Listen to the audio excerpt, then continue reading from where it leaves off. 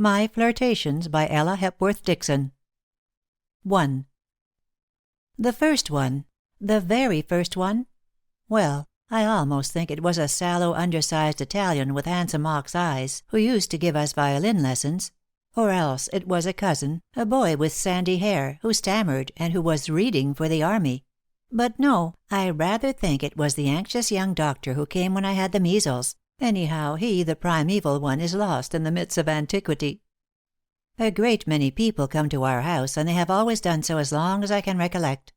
Father is a Royal Academician and paints shocking bad portraits, but the British public is quite unaware of the fact. The British public likes to be painted by a Royal Academician, so it pays large prices and is hung on the line in the big room at Burlington House.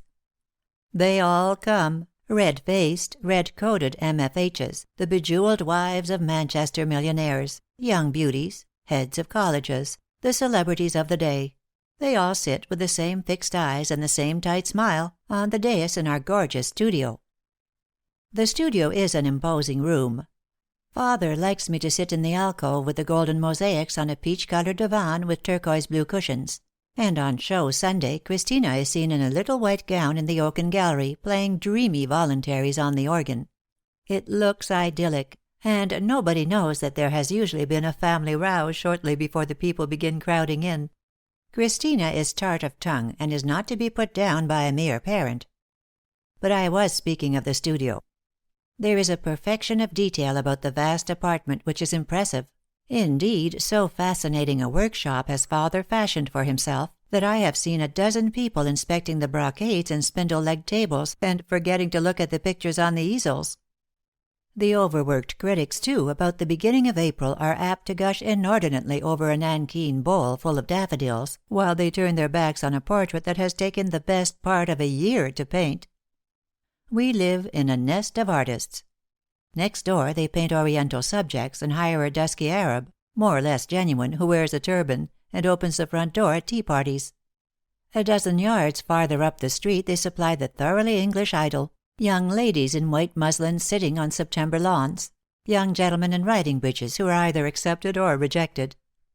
Just opposite they do sea pictures, the old woman shading her eyes with her hand, the young woman in despair with a careless infant at her knee. And all the houses are of red brick, with gables and whitewood balconies, and queer little windows in unexpected places. Our front doors are painted a pale sea green, with brass knockers and bell handles. On show Sunday the British public wanders in and out, sublimely ignorant of whether it is the house of Smith, R.A., or Robinson, A.R.A. And yet ours is the only studio with an organ. During the season we give Sunday dinner parties, followed by an open evening, and we also entertain the sitters at lunch. Some of the sitters have been known to want to hear me play the violin. I play execrably, but they are too polite to say so. All this rather bores Christina, whose latest hobby, socialism, takes up most of her time. Christina can be, on occasion, almost brutally cynical. But then she is clever, and when I want to get out of a scrape I go to her. Mother would not be of the faintest use under such circumstances. She would get pink and flurried, and tell me that she married my father at 17, and settled down after that, and would further inform me that she had no patience with such philandering. Poor mother! I really pity her limited experience. It must be like eternally dining off roast mutton to marry at 17, and settle down dully and respectably for the rest of your natural life. I was christened Margaret, but most people call me Peggy. It is a curious fact that all my friends call me by different names. Some call me Miss Winman, others Margaret, while Miss Peggy and Peggy do duty more often. One young man, but he was an American, always addressed me as Peggy Winman, a form of appellation, by the by, which usually prefaced a lecture. Gilbert Mandel called me Marguerite. Gilbert Mandel is one of the dear departed. Not that he is dead. Oh, no. I call them the dear departed when it is all over and they have betaken themselves to India, or Japan, or to the East End to work among the people. It is not flattering to one's vanity, but it must be frankly owned that, as a rule, my admirers depart with phenomenal celerity. Their devotion generally lasts from 6 weeks to 3 months. Why this thing should be, I cannot tell. Some people say it is because I don't let them talk about themselves. I really think Christina objected less to Gilbert Mandel than to any of those who have come after him. If he savored slightly of the prig, she maintained he was neither a knave nor a fool. Christina doesn't care for young men. My principal objection to him was that he was associated in my imagination with drains. Of course, one cannot help the particular way in which one's parent has made a fortune, but, considering his son's taste for smart society and intellectual pursuits, it was thoughtless of Mandel père to poke his deodorizing powder in one's eye at every turn. Poor young man! How he must have suffered! Mandel's superior pink carbolic disinfectant powder screamed at you, so to speak, at every street corner. The legend of its multifarious virtues was writ large on every omnibus. It flared in connection with a plump lady in full ball costume from every hoarding. Of course there were lots of people, even when he was at Cambridge, who knew nothing of the deodorizer. But it always hung like a modern sword of Damocles over poor Gilbert's head.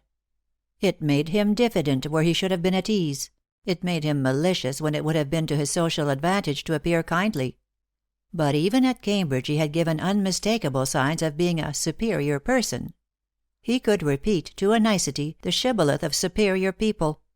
He knew when to let fall a damaging phrase about the poetical fame of Mr. Lewis Morris, and when to insinuate a paradox about the great and only Stendhal. In art he generally spoke of Velasquez and Degas. In music only the tetralogies of Bayreuth were worth discussion. Mr. Mandel was a pessimist. That was what attracted me first, for at 17 a girl is always impressed by any cynical man of the world who will notice her. And Gilbert Mandel noticed me a good deal. He said I was suggestive, whatever that meant, and that my mind was receptive. And then he began to lend me books by Mr. Walter Pater, which I remember perplexed me very much.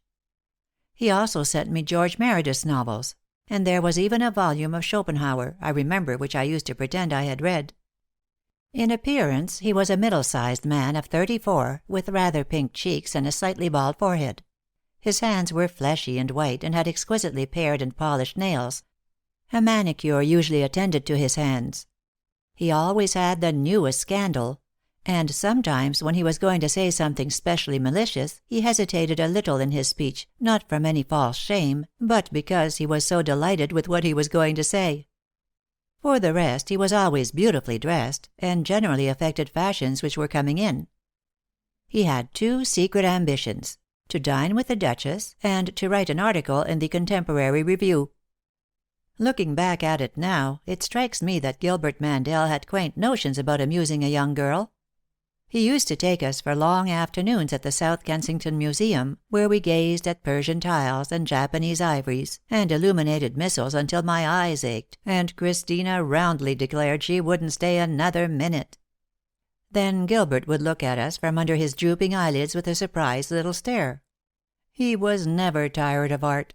And how Christina was bored! She came from a stern sense of duty, and because, as she frankly said, the thing wouldn't do. Poor Christina! She was destined to see many such as Mr. Gilbert Mandel come and go. Other days it would be the National Gallery. He never went inside modern exhibitions of pictures in London, where I learnt a good deal about Velasquez and Holbein and Frans Hals. It is from that period that my suspicion dates that father does not know how to paint pictures. He came to our house a good deal.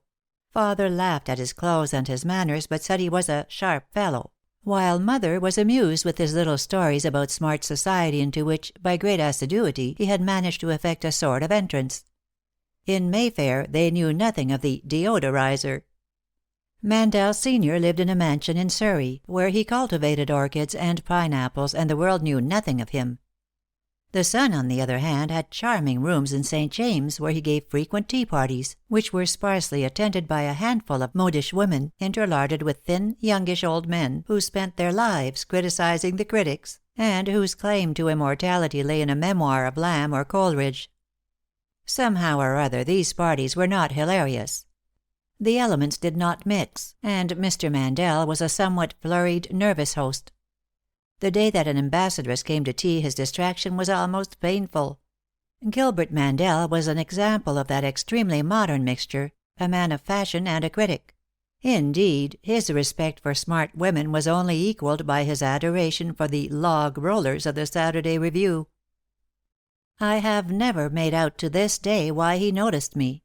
Christina says he must have had a depraved taste for schoolgirls, or else he thought by taking the raw material of a woman, so to speak, he might fashion a companion to his taste. He tried hard to cultivate my mind. He was always writing to me. That was another odd thing about Gilbert Mandel.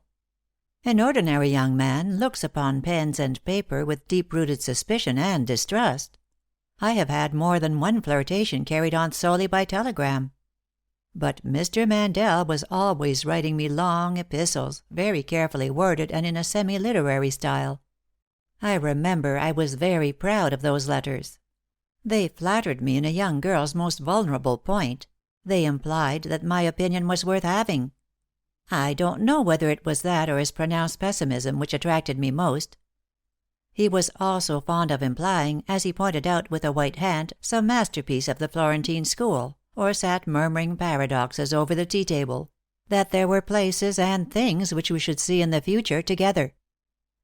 "There is a little town in Italy, Orvieto," he said one afternoon when Christina and I had been listening to a disquisition on the Renaissance, "where I must take you one day, Marguerite. You must see the facade of the cathedral. Orvieto is an education in art." It long remained vague, but one day — it was a very wet day, I remember, and we were coming back in a hansom from the National Gallery — he alluded, in a roundabout sort of way, to an organ he was pleased to call his heart. Then it struck me all at once that it was impossible. It was not the deodorizer that I minded. I think it was the pinkness of his nails, and a certain complacent way which he had of regarding me, which irritated me when it came to a question of a lifelong interview. I suppose I must have said no, and possibly with some fervor. Smiling vaguely, he took my hand. He evidently did not believe me. "I won't hurry you, dear child," he said as he left me on my doorstep. "You will think it over. You will be able to make up your mind by and by." But I never made up my mind that I wanted to marry Mr. Mandel. Not long after he came to say that he was going abroad. At first he wrote pretty often, and as usual his letters were semi-literary, though to be sure the "burning question" was discussed from various points of view. But to my relief the letters got more and more literary as time went on, and finally they stopped altogether. End of chapter 1. Perhaps it was by way of contrast to the superior person that I appreciated Tony Lambert so much, for a time. He was the most naive individual I have ever known. Indeed, his naivete quite disarmed me. And in a breezy, boyish way he was diverting. To be sure, he did not expect me to read Schopenhauer, of whose existence I imagine he was but dimly aware, nor did he ask me to spend afternoons at the National Gallery. Kempton Park and the Gaiety Theatre were more to his taste, and while this sportive affair lasted the house had a rollicking, youthful atmosphere which was the result of something more subtle than Tony's ringing laugh, and Tony's skirmishing fox terriers, who invariably accompanied their master in his many visits. We neither of us took each other seriously, and that added a certain charm to the thing. Everybody at home liked Tony except, I think, Christina, who said she couldn't understand his slang, and that he made a draft in the drawing-room, he was so boisterous and restless. The family saw a good deal of him in those days, for he was being painted in parade dress, and he used to stay to lunch so as to be able to pose again in the afternoon.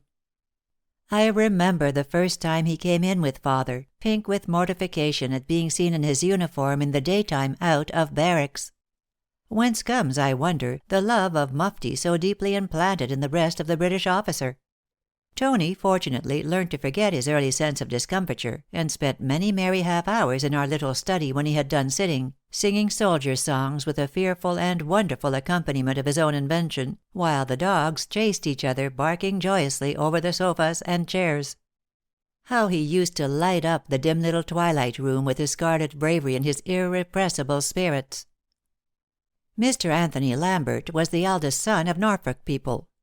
One day or other he would come into possession of a fine old house, some excellent shooting, and $3,000 a year, an income by no means large enough to keep up the Towers.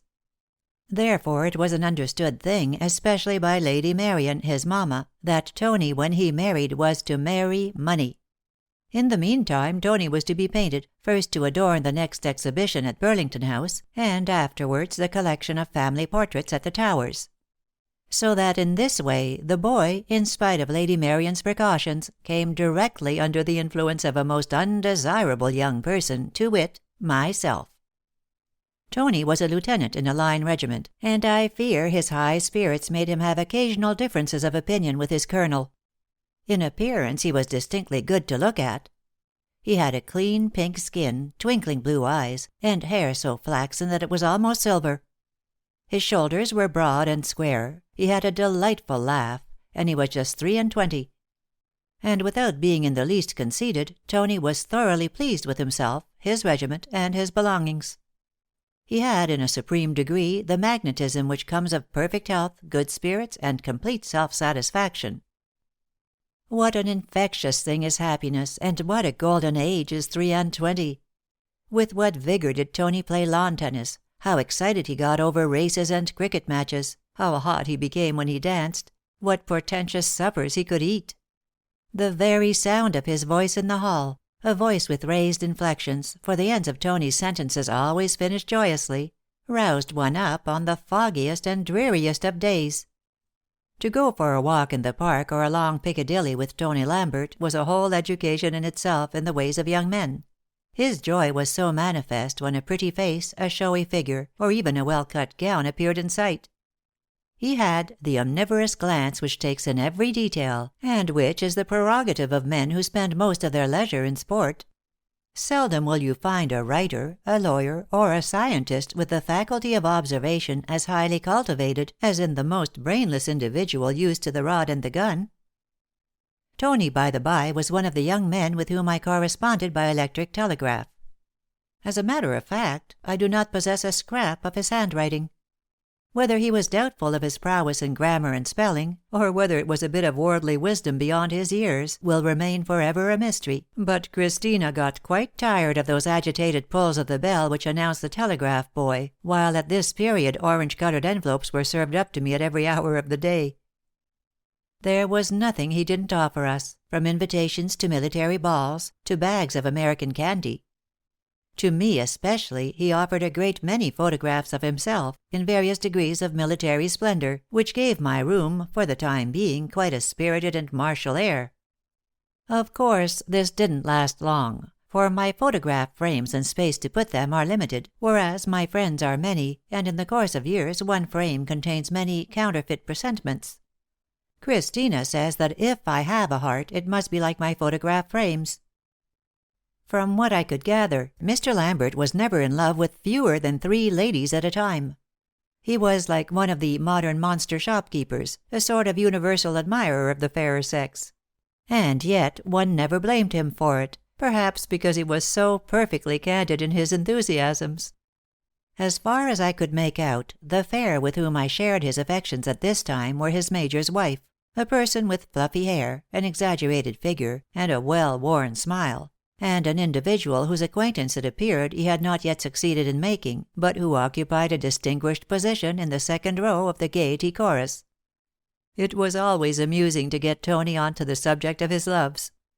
The little friends that he played with seemed to have been of all ages and sizes, and his amorous difficulties appeared to have been numerous.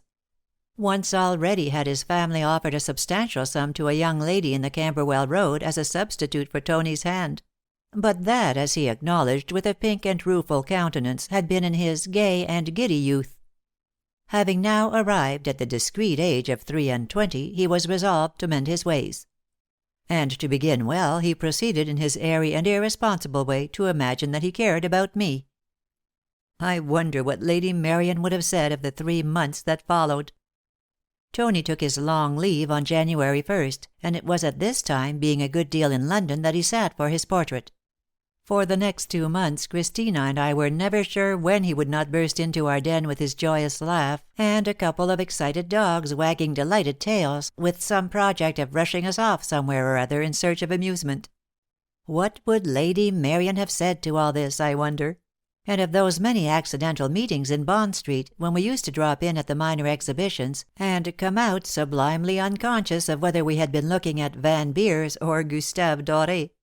Or of the pompous dances in Queen's Gate to which Mother allowed me to take the boy, and where he met, I believe for the first time in his life, the youth and loveliness of South Kensington. Tony had met county girls and garrison girls and Gaiety girls, but I don't think he had ever before danced with a London middle-class damsel. Lady Marian, I verily believe, would have preferred the young person in the Camberwell Road. But our last dance was not to be in Queen's Gate. The regiment was ordered to the Curragh, and Tony was in despair. Nothing would do but we must come to the regiment's farewell ball at Molchester, and it was there, in the long, low rooms of the officers' mess, against a background of flags and military trophies, that I saw Tony's blonde head for the last time.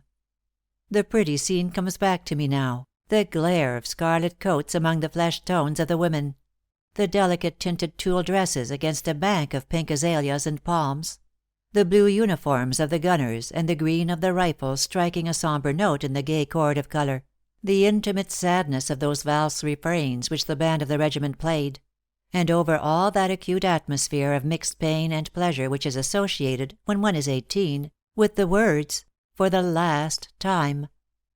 It was my first soldier's ball.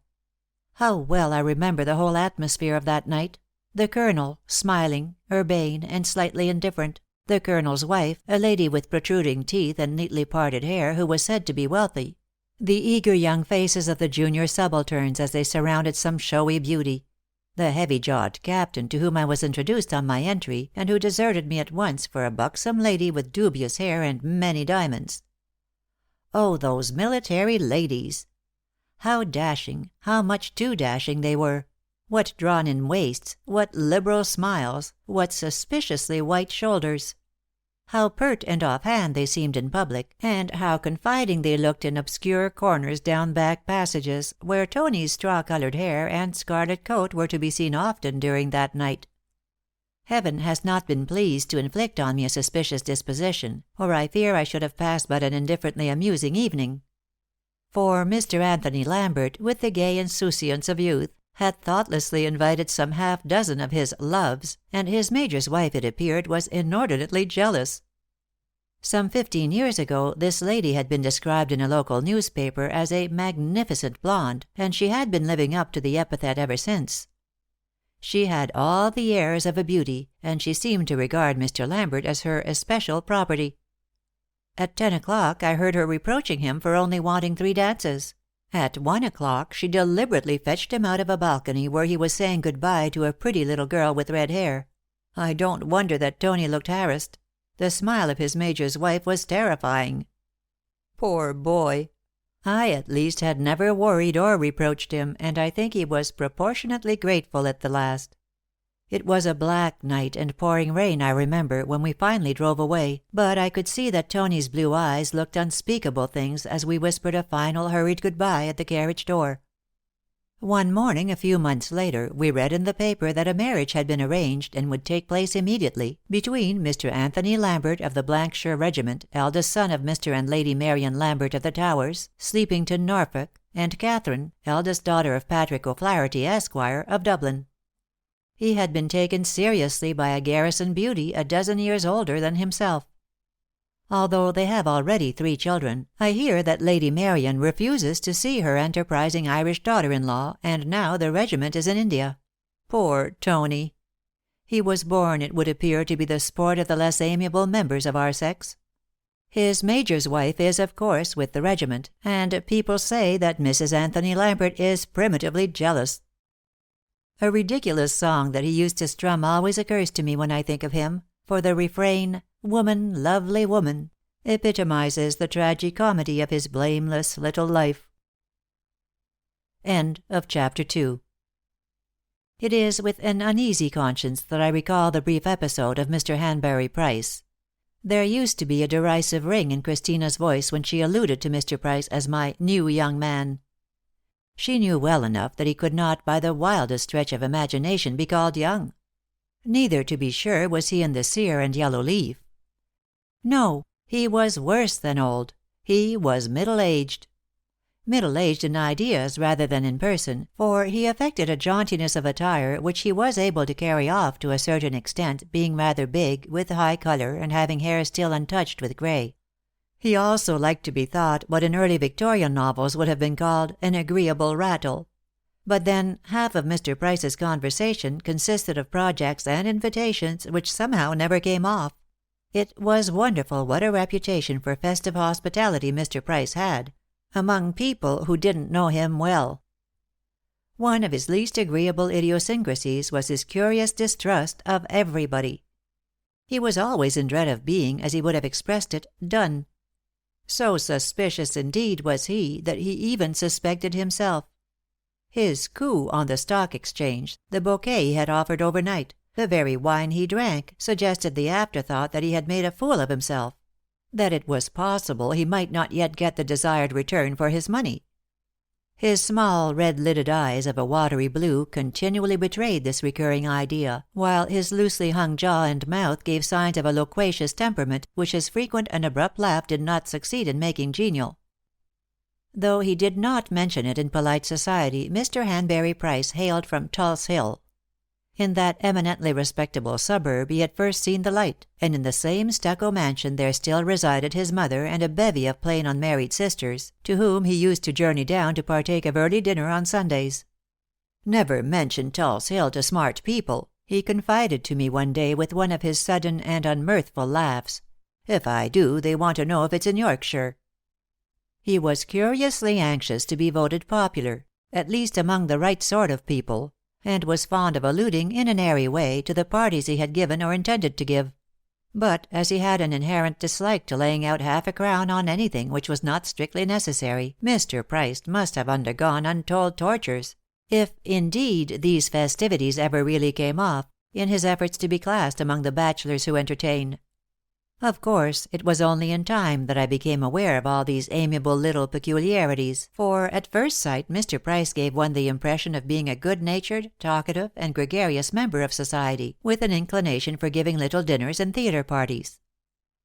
We met him first on a Saturday to Monday on the river, at the house of a vulgar little woman whose portrait father was painting. Mrs. Bodley Gallard was loud in his praises. She had, it transpired, only known Mr. Hanbury Price a fortnight. Our hostess was one of those over-officious people who say things that make one's blood run cold. "Now, my dear Miss Winman," she whispered to me on Sunday night after dinner, "please be nice to the poor young man." Mrs. Bodley Gallard belonged to the class of person who calls everybody a young man who is still unmarried, even though he be on the wrong side of 50. "I assure you he is devoted, quite devoted. Now promise me you'll think about it." A speech which had the effect of making me extremely rude to Mr. Price when he joined me after dinner, and it was only when he had seen us into our cab at Paddington Station next morning that I mentioned, after he had made repeated inquiries on the subject, that we were generally at home at 5 o'clock. He was not long in coming, and when he appeared he was profuse in his invitations. Would we do a theatre? Would we dine with him? He was thinking of taking a house on the river for August. He hoped that mother would bring us down to stay with him. The least we could do was to accept his offer for the play. We were to dine somewhere first, and the party was arranged for the following Tuesday. But when Tuesday arrived there was a postcard from Mr. Price to say that the proposed festivity was postponed, and, as I afterwards found out, because he had been vainly soliciting free admissions for the Thalia Theatre from a young man whom he knew, who played the footman in the first piece. Then, when the night at last arrived, we found we were to partake of a 3 and 6-penny table d'hote dinner with a maddening accompaniment of glees. And this from a man who talked continually of the Amphitryon and the Bachelors' Club. That damped my spirits to begin with. Of course, when one is under 20 one does not care much for the niceties of cooking and the brand of the champagne; but it is lowering to one's dignity in the eyes of one's family to be asked to dine at table d'hote with traveling Yankees and gaping provincials. But it was nothing to what followed. We were a party of 5, mother and I and a couple of men beside our host. When we were at last landed inside the doors of the Thalia, we found that Mr. Hanbury Price had secured seats for his party in the 4th row of the dress circle. The 2 other men exchanged amused and surprised glances. Mother and I declared we much preferred the dress circle to a box or stalls. And Mr. Price, who began to dimly discern that for once his economy was ill-timed, spent half his evening in the lobby, having, as I shrewdly suspect, a prolonged altercation with the attendant on the subject of a charge of 6d. For each program. It grieves me to think what we must have cost Mr. Hanbury Price in hansoms, for our house, as he more than once explained, is inconveniently situated from omnibuses. Whether he really imagined himself to be in love I have never been able to decide, but he was obviously haunted by dreadful forebodings as to the expense of a young lady with my tastes and proclivities. He used to lecture me about taking care of my gowns, and suggested that I was recklessly extravagant in the matter of feather boas and shoes. One day he tried to persuade me to attend the cookery classes at South Kensington; and another evening, when he was unusually sentimental, he asked me if I didn't like the neighborhood of Notting Hill. All this contributed to Christina's joy, for Mr. Price's struggles between economy and the tender passion were really diverting to behold. I think, perhaps, when I look back at the whole affair dispassionately, that it was the box of chocolates that ended Mr. Hanbury Price's dream. One afternoon, when we had been particularly confidential, he asked me at parting if I cared for sweets. The next day there arrived from the Civil Service Stores a small cardboard box of second-rate chocolate creams addressed to me, who had had qualms of conscience that he might have telegraphed to Paris for some elaborate offering from the Boulevard des Italiens. Telegraphed, indeed! Hanbury Price was not the man to waste his money in telegrams, when a letter, or, better still, a halfpenny postcard would answer the same purpose. I have quite a collection of postcards in his handwriting, for he wrote often on every sort of matter, and he chiefly used the cheapest means of communication. There is the mass of postcards, for instance, which relates to the famous dinner at the Crystal Palace, which finally ended the affair. We tried hard to get out of it, Christina and I, but it was of no avail, and in the end we had to go. Mrs. Bodley Gallard was to be the chaperone, and there were to be 1 or 2 other men. I like to go over the events of that day, for they are unique in my history. 5 o'clock was the hour of meeting at Victoria Station. It was high midsummer, and bitterly cold and damp. Arrived at the station, we found that Mr. Price had already taken second-class tickets for the whole party, but that he was not above recouping himself from our purses for this outlay. "Just as jolly second class," declared our host, "if you're a party, don't you know," though he laughed awkwardly when he found that a couple of damp, plush-clad babies with their respective mammas were also to journey down with us to Sydenham. Of course we arrived too early, and wandered about on the interminable and dubious boards of the palace among pieces of greasy paper, the remnants of recent feasts, until 7 o'clock. But dinner came at last, with a lengthy harangue as to which table Mr. Price had selected, an interview with the manager, and some sour Sauterne cup. Only one young man had turned up, the other 2 had probably dined with Mr. Price before, and he chaffed our host into ordering a beverage more suitable to the damp night; but even that failed to revive the flagging spirits of the party. Mournful pauses fell, and Hanbury Price's eye traveled anxiously after the champagne bottle as it went its way round the table. Even Mrs. Bodley Gallard could not pretend that she was enjoying herself. And then, with the phenomenally hard peaches and dried figs, came the final blow. There were to be fireworks, but our host had evidently no intention of offering us covered seats from which to view them. "One of you young ladies will come with me in the grounds," urged the ever economical Hanbury, casting a sentimental and meaning glance in my direction.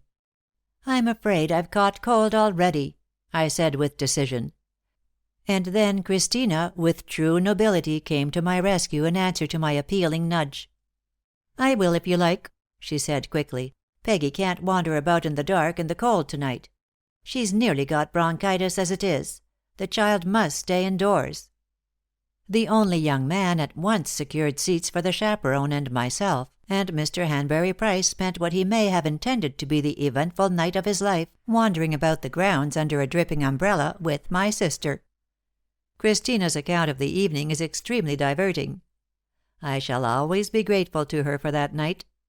Whatever differences may arise between us in after years, I shall never forget from what an awkward interview Christina saved me. And he, for his part, had a chastened air in the railway carriage coming home. We left town very soon after, And when I meet Mr. Hanbury Price on rare occasions in the park or at some crowded party, I get ready my sweetest and most deceitful smile. But Mr. Hanbury Price invariably looks the other way. End of chapter 3. The gleam of velvety grass through a gray cloister, a bare oaken staircase leading to a low room lined with books, a cushioned window seat, a summer night, and the distant sound of someone playing the violin. These are the things that come back to me whenever anyone pronounces the name of Frank Harding. It was at Oxford at Commemoration that I saw him first.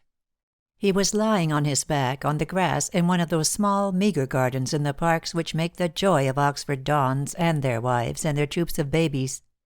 As a matter of fact, he was being photographed. We were all being photographed, as is the pleasing custom during Commemoration week.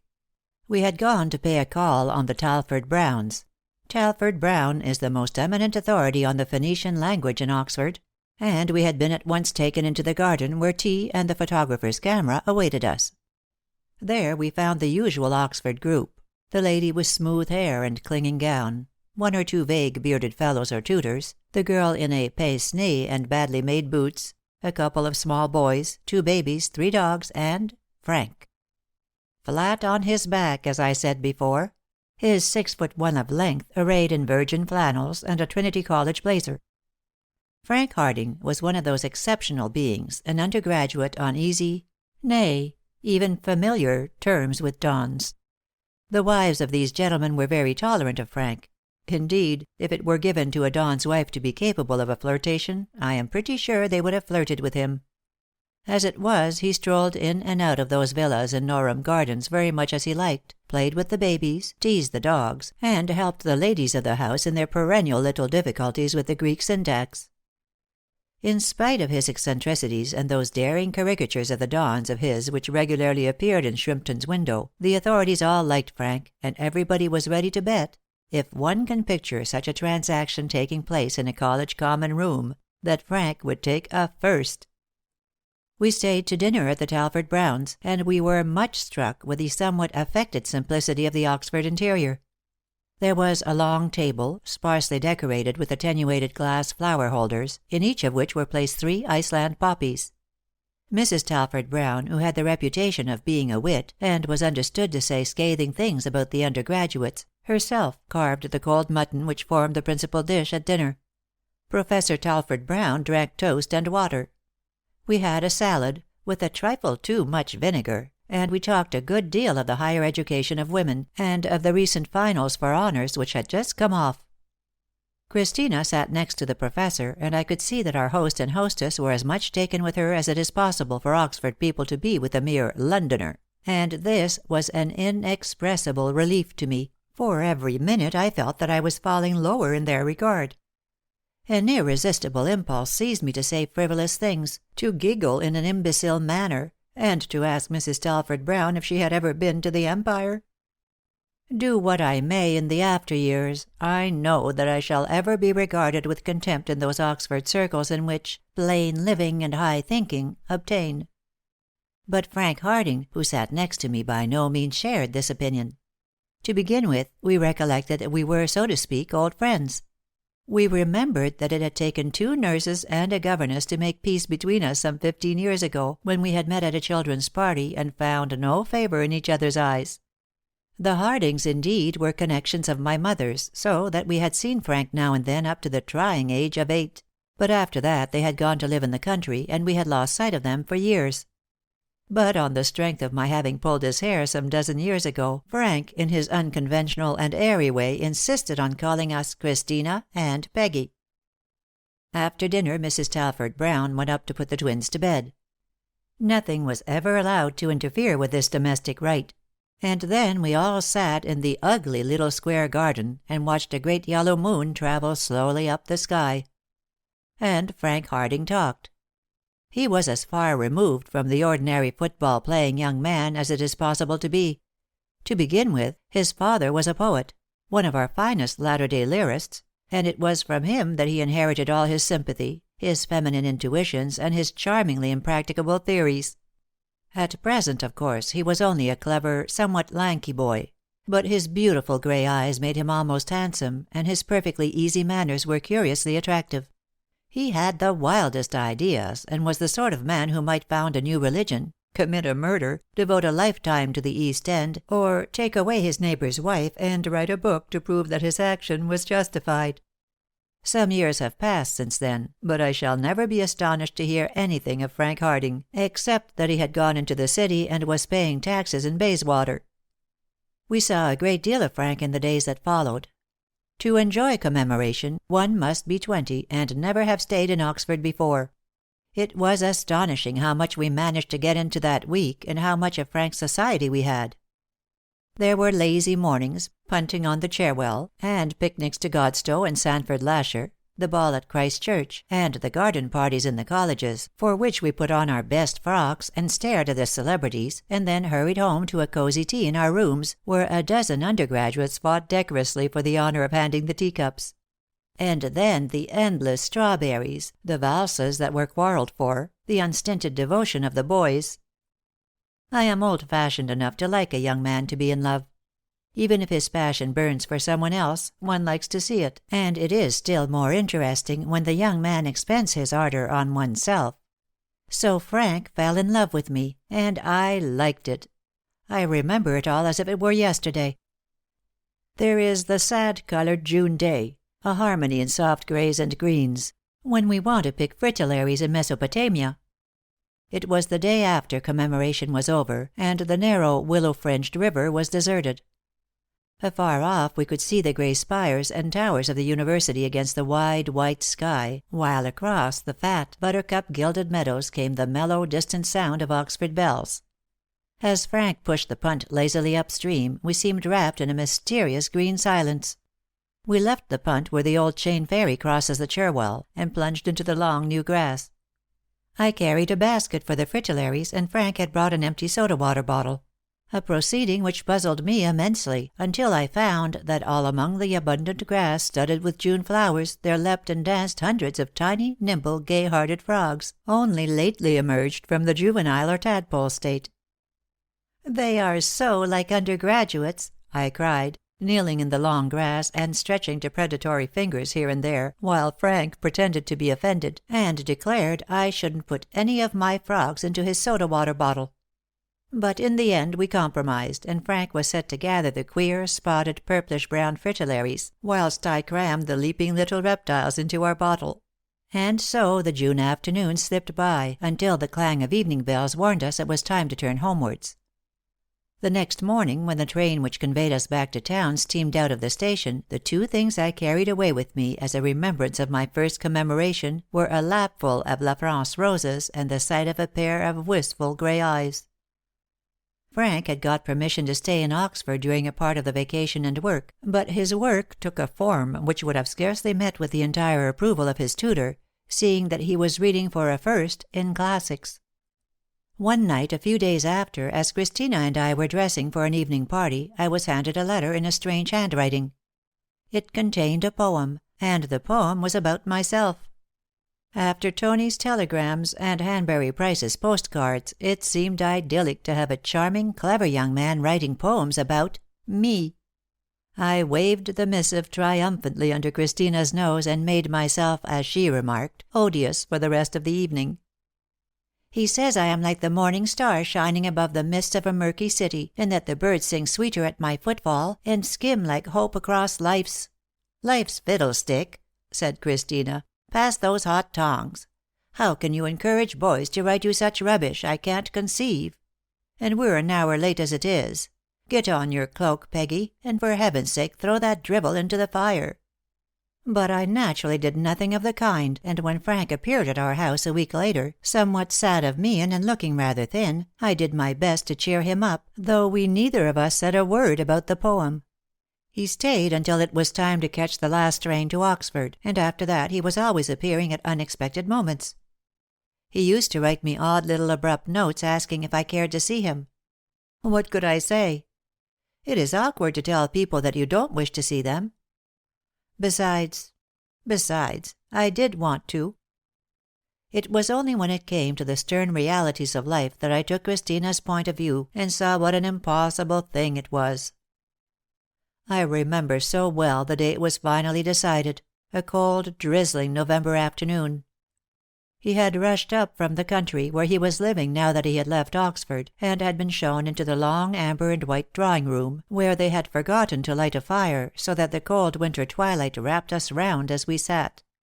Frank had taken a first, and there was some idea of his getting a fellowship. But he did not wish to stop in Oxford, or indeed in England. The imperial destinies of the English race was one of his hobbies, and he asked me to give up London and go to north-western Canada, where he wanted to start a new community. Visions of Margaret Fuller and the Blithedale romance of Laurence Oliphant and his self-sacrificing bride were evoked to tempt me.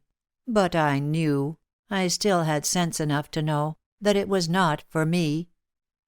The dreary November day had closed in before Frank rose to go. And long after he had gone I sat on in the cold dark room. One by one the lamps twinkled out all up the street, and a dreary piano organ came and played some threadbare airs from a comic opera. Christina was very nice to me when she found me sitting alone in the cold and the dark, for I think she knew I had been crying. Frank Harding has always refused to see me since that day. He writes sometimes. The last time I heard from him he was in South Africa, and I gathered from his letter that he considered the amalgamation by marriage of the Boer race the duty of all English settlers in the Transvaal. There are times when I am a little tired of the egotism and puerile frivolity of London young men, tired of their little quarrels and their little admirations for fashionable divinities, when I would give worlds to see Frank stretched in my deck chair, his gray eyes gazing into futurity, and propounding even the most amazing of his curious social schemes. And does he ever think of those old Oxford days, days full of cool green shadows and quick with emotion, over yonder in his home under a torrid sky?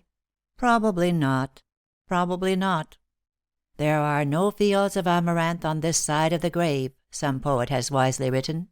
There is no name, with whatever emphasis of passionate love repeated, of which the echo is not faint at last. End of chapter 4. He was curiously pretty, incredibly malicious, and indisputably smart, with a nice house in Sloane Street, where he entertained a great deal, and a little following of young gentlemen who copied his neckties and buttonholes, and whom one sometimes saw giggling together in corners, and calling each other by pet names. When one of them wanted to give Val Redmond a birthday present, in that set the young men constantly make each other little presents. He chose a silver vinaigrette, which Val took out with him to dinner all that season. And yet the boy was very far from being a fool. If he had lived in less degenerate days, and had been obliged to work for his living, he might have made a name for himself.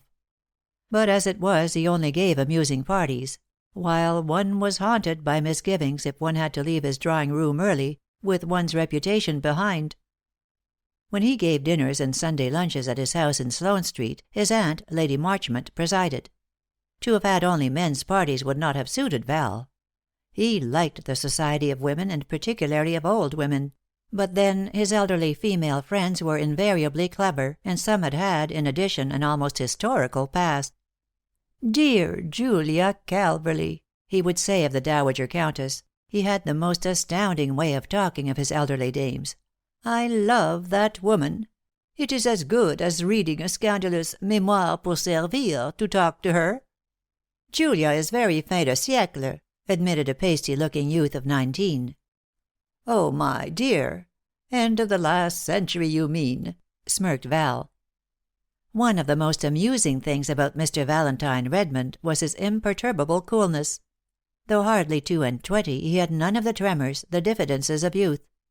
I have seen him talk to an archbishop or a foreign potentate with the same ease with which he would tackle an undergraduate or take a young lady down to supper. Not that you would ever have caught Val Redmond wasting his acidulous sweetness on a young girl. Women under 30 seldom went to his house. One of his least pleasing characteristics was a tendency to flout and pout. He was constantly having little quarrels with his intimate friends. His intimate friendships lasted, on average, exactly 6 weeks. In other houses where they talk scandal it is usually about acquaintances, but in Val's drawing room you generally heard his bosom friends deprived of their reputations. This is a trait which makes society feel uneasy, and to it one may perhaps attribute the brief duration of Val's friendships. Ours, for instance, though it was never perfervid, lasted but a brief 2 months. The Duchess of Birmingham brought him to our house. She was going to have her portrait painted, and Val was brought along to help to decide on her costume. He knew a great deal about clothes. His taste was charming, his house as pretty as a house need be. Her Grace was a stout little person from Philadelphia, who was at vast pains to acquire an English manner. Her chief desire, as far as I could make out, was to be painted in a coronet. But Mr. Redmond, with his head on one side and his eyes half shut, tabooed the idea of a diadem. He was rather in favor of sables, of dark velvets, of heavy brocades. Father, I remember, was furious when he had gone. "Does the young puppy think he knows more about it than I do? Confound his impudence! Why, I have been painting portraits for 20 years." And yet, after all, it was Valentine's costume which was chosen, and the Duchess brought him again more than once to see the picture as it progressed.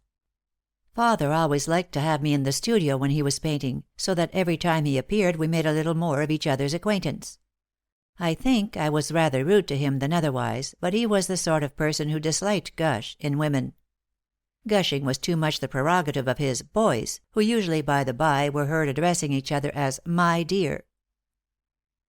Sitting on the oaken staircase of the studio, talking to Val while the Duchess's portrait went on below, I learnt a number of surprising things about London society. He told me of all the houses where a young man might permit himself to be seen, where it would be to his advantage to do so, and where it would be fatal, absolutely fatal, for him to appear. "I had the imprudence to lunch with the Patterson Taylors, those new people in Prince's Gate. And though, of course, a lunch doesn't count the same as a dinner, I assure you it was weeks before I heard the last of it. A young man can't be too careful where he goes," Val confided to me one day with a rueful air. He had found me filling the bowls and vases with roses, and had insisted on being allowed to help. It was one of his talents, that of arranging flowers. He was sitting on the hall table, swinging his feet, and holding his head on one side as he twitched an amethyst-colored orchid in front of the light. "There is the question of dancing, too." "Ah, not that!" screamed Mr. Redmond in his rather shrill voice as he plucked a huge poppy out of my hand. "You can't possibly put that in blue and white. Nankeen is only for roses. What was I saying? Oh, yes, about balls. Isn't it absurd of people to expect one to dance everywhere? Some of us were at Mrs. Vandeleur's ball the other night, you know the woman I mean, with a quantity of drab daughters, and she actually had the effrontery to seize me by the elbow and ask me why I wasn't dancing the polka. As if anyone ever did anything but sup at the Vandeleurs. And as if she didn't know perfectly well that one only dances at the houses where one dines. I resisted for a long time, and then she had the shocking taste to remind me that she had seen me leading the cotillion at the Duchess's with Lady Susan, when she knows that Lady Susan is one of the most amusing persons in London. She is the fin de siècle old maid. I shall never forget our first dinner at his house in Sloane Street. It was the oddest party.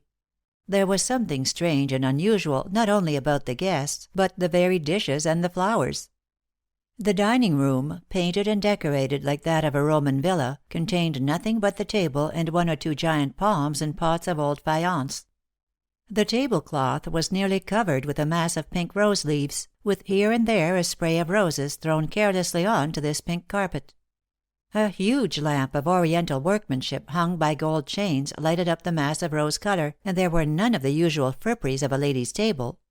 But perhaps what struck one most on glancing round the room was the fact that all the men were boys, though they appeared prematurely old, and that all the ladies were elderly, though they, to be sure, looked unnaturally young.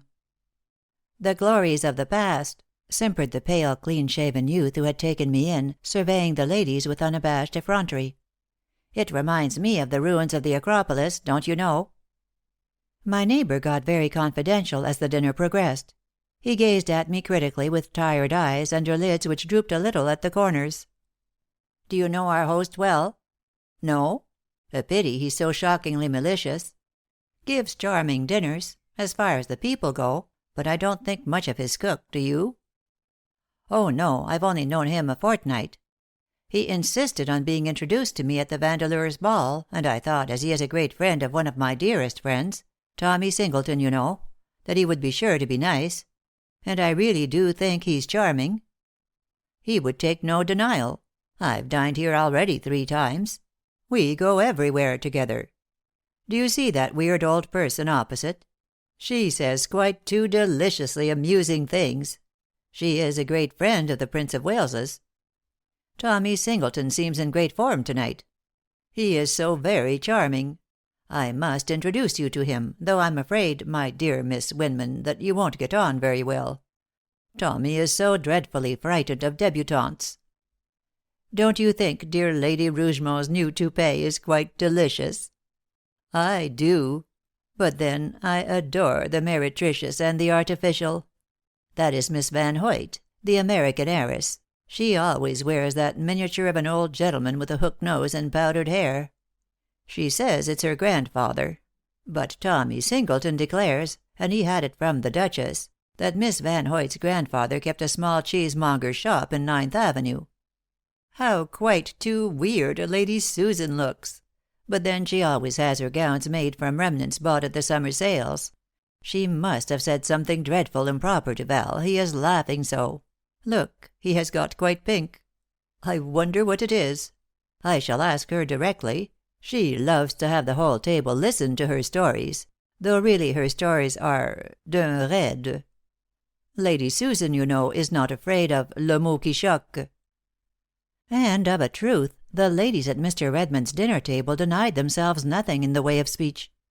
Nor when the cigarettes were handed round did they show the usual feminine reluctance to light up, though this may have been a protest on their part against the effeminacy of the age, for it was a remarkable fact at Mr. Valentine Redmond's parties that, though the elderly ladies invariably smoked, none of the young gentlemen indulged in nicotine.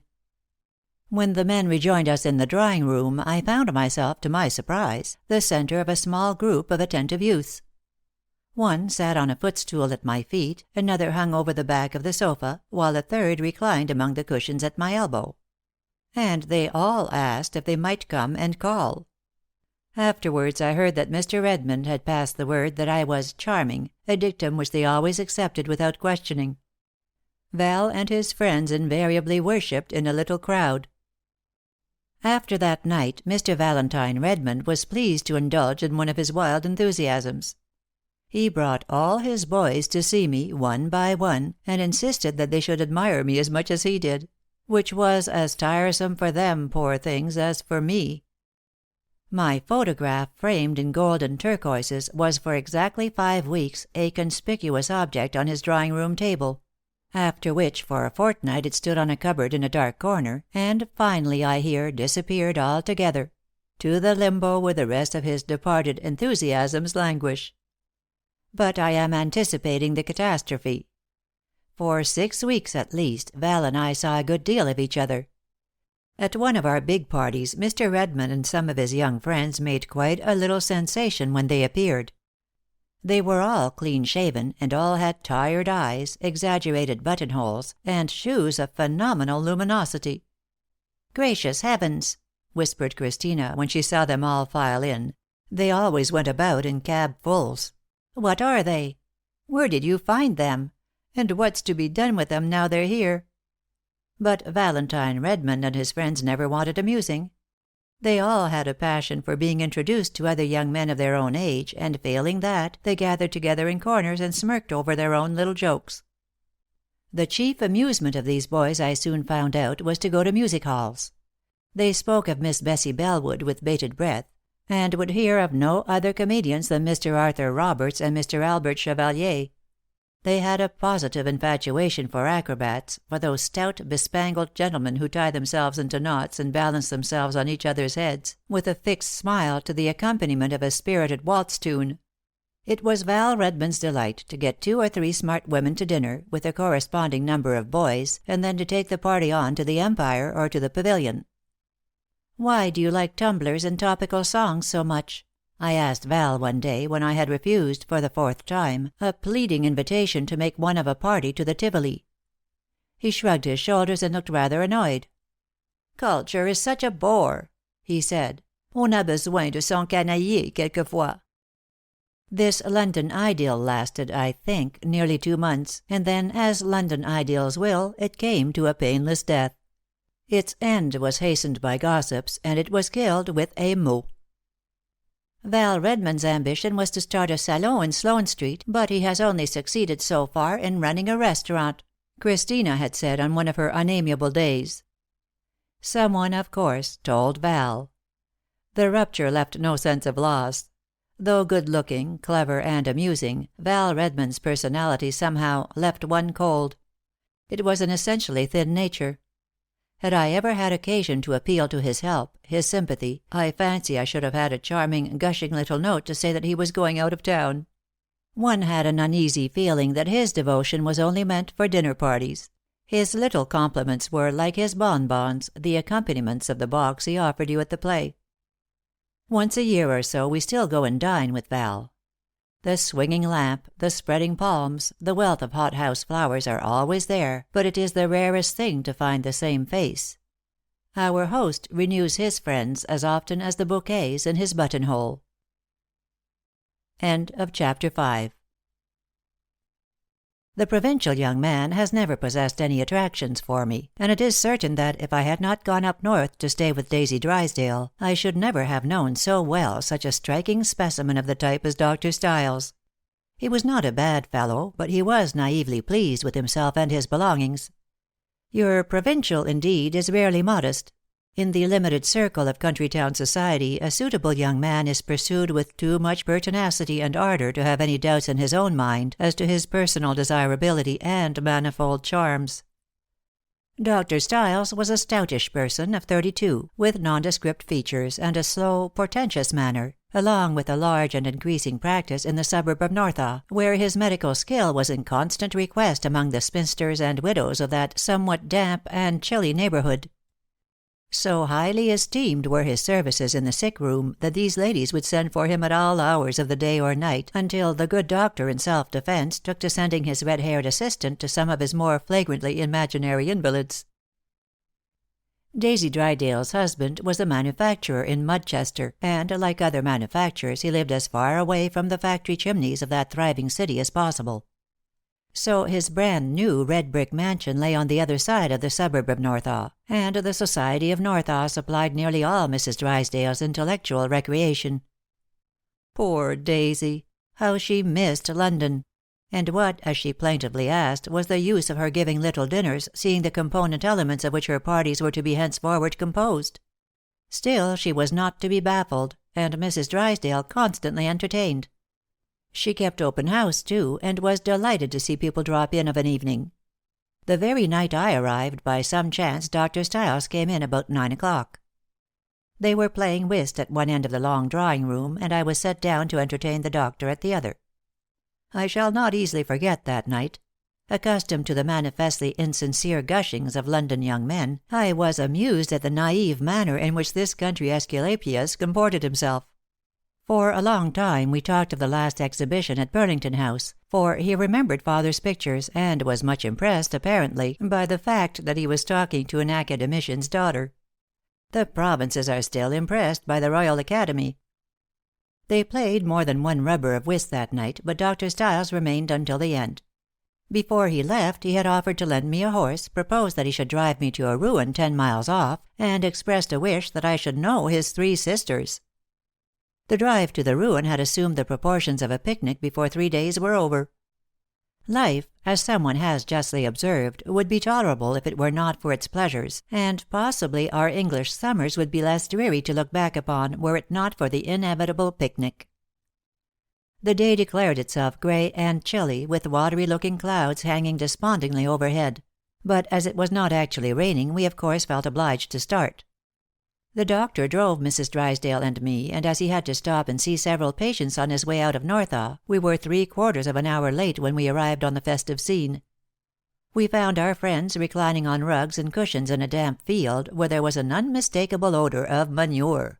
We found also that they were already more than half through the meal; for, as they justly observed, the cold had made them uncommonly hungry, though the quantity of well-picked bones and empty bottles sufficiently proclaimed the fact.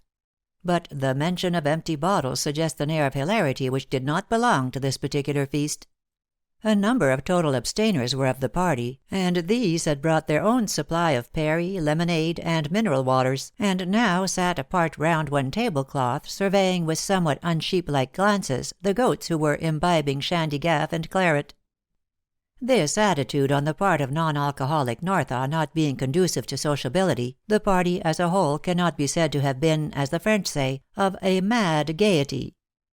The doctor did his best, but he had not the light social touch. If he offered you the salad, it was with a portentous air; or did he spread you a cushion, he never dropped his professional manner. Several untoward accidents marred what was left of the day.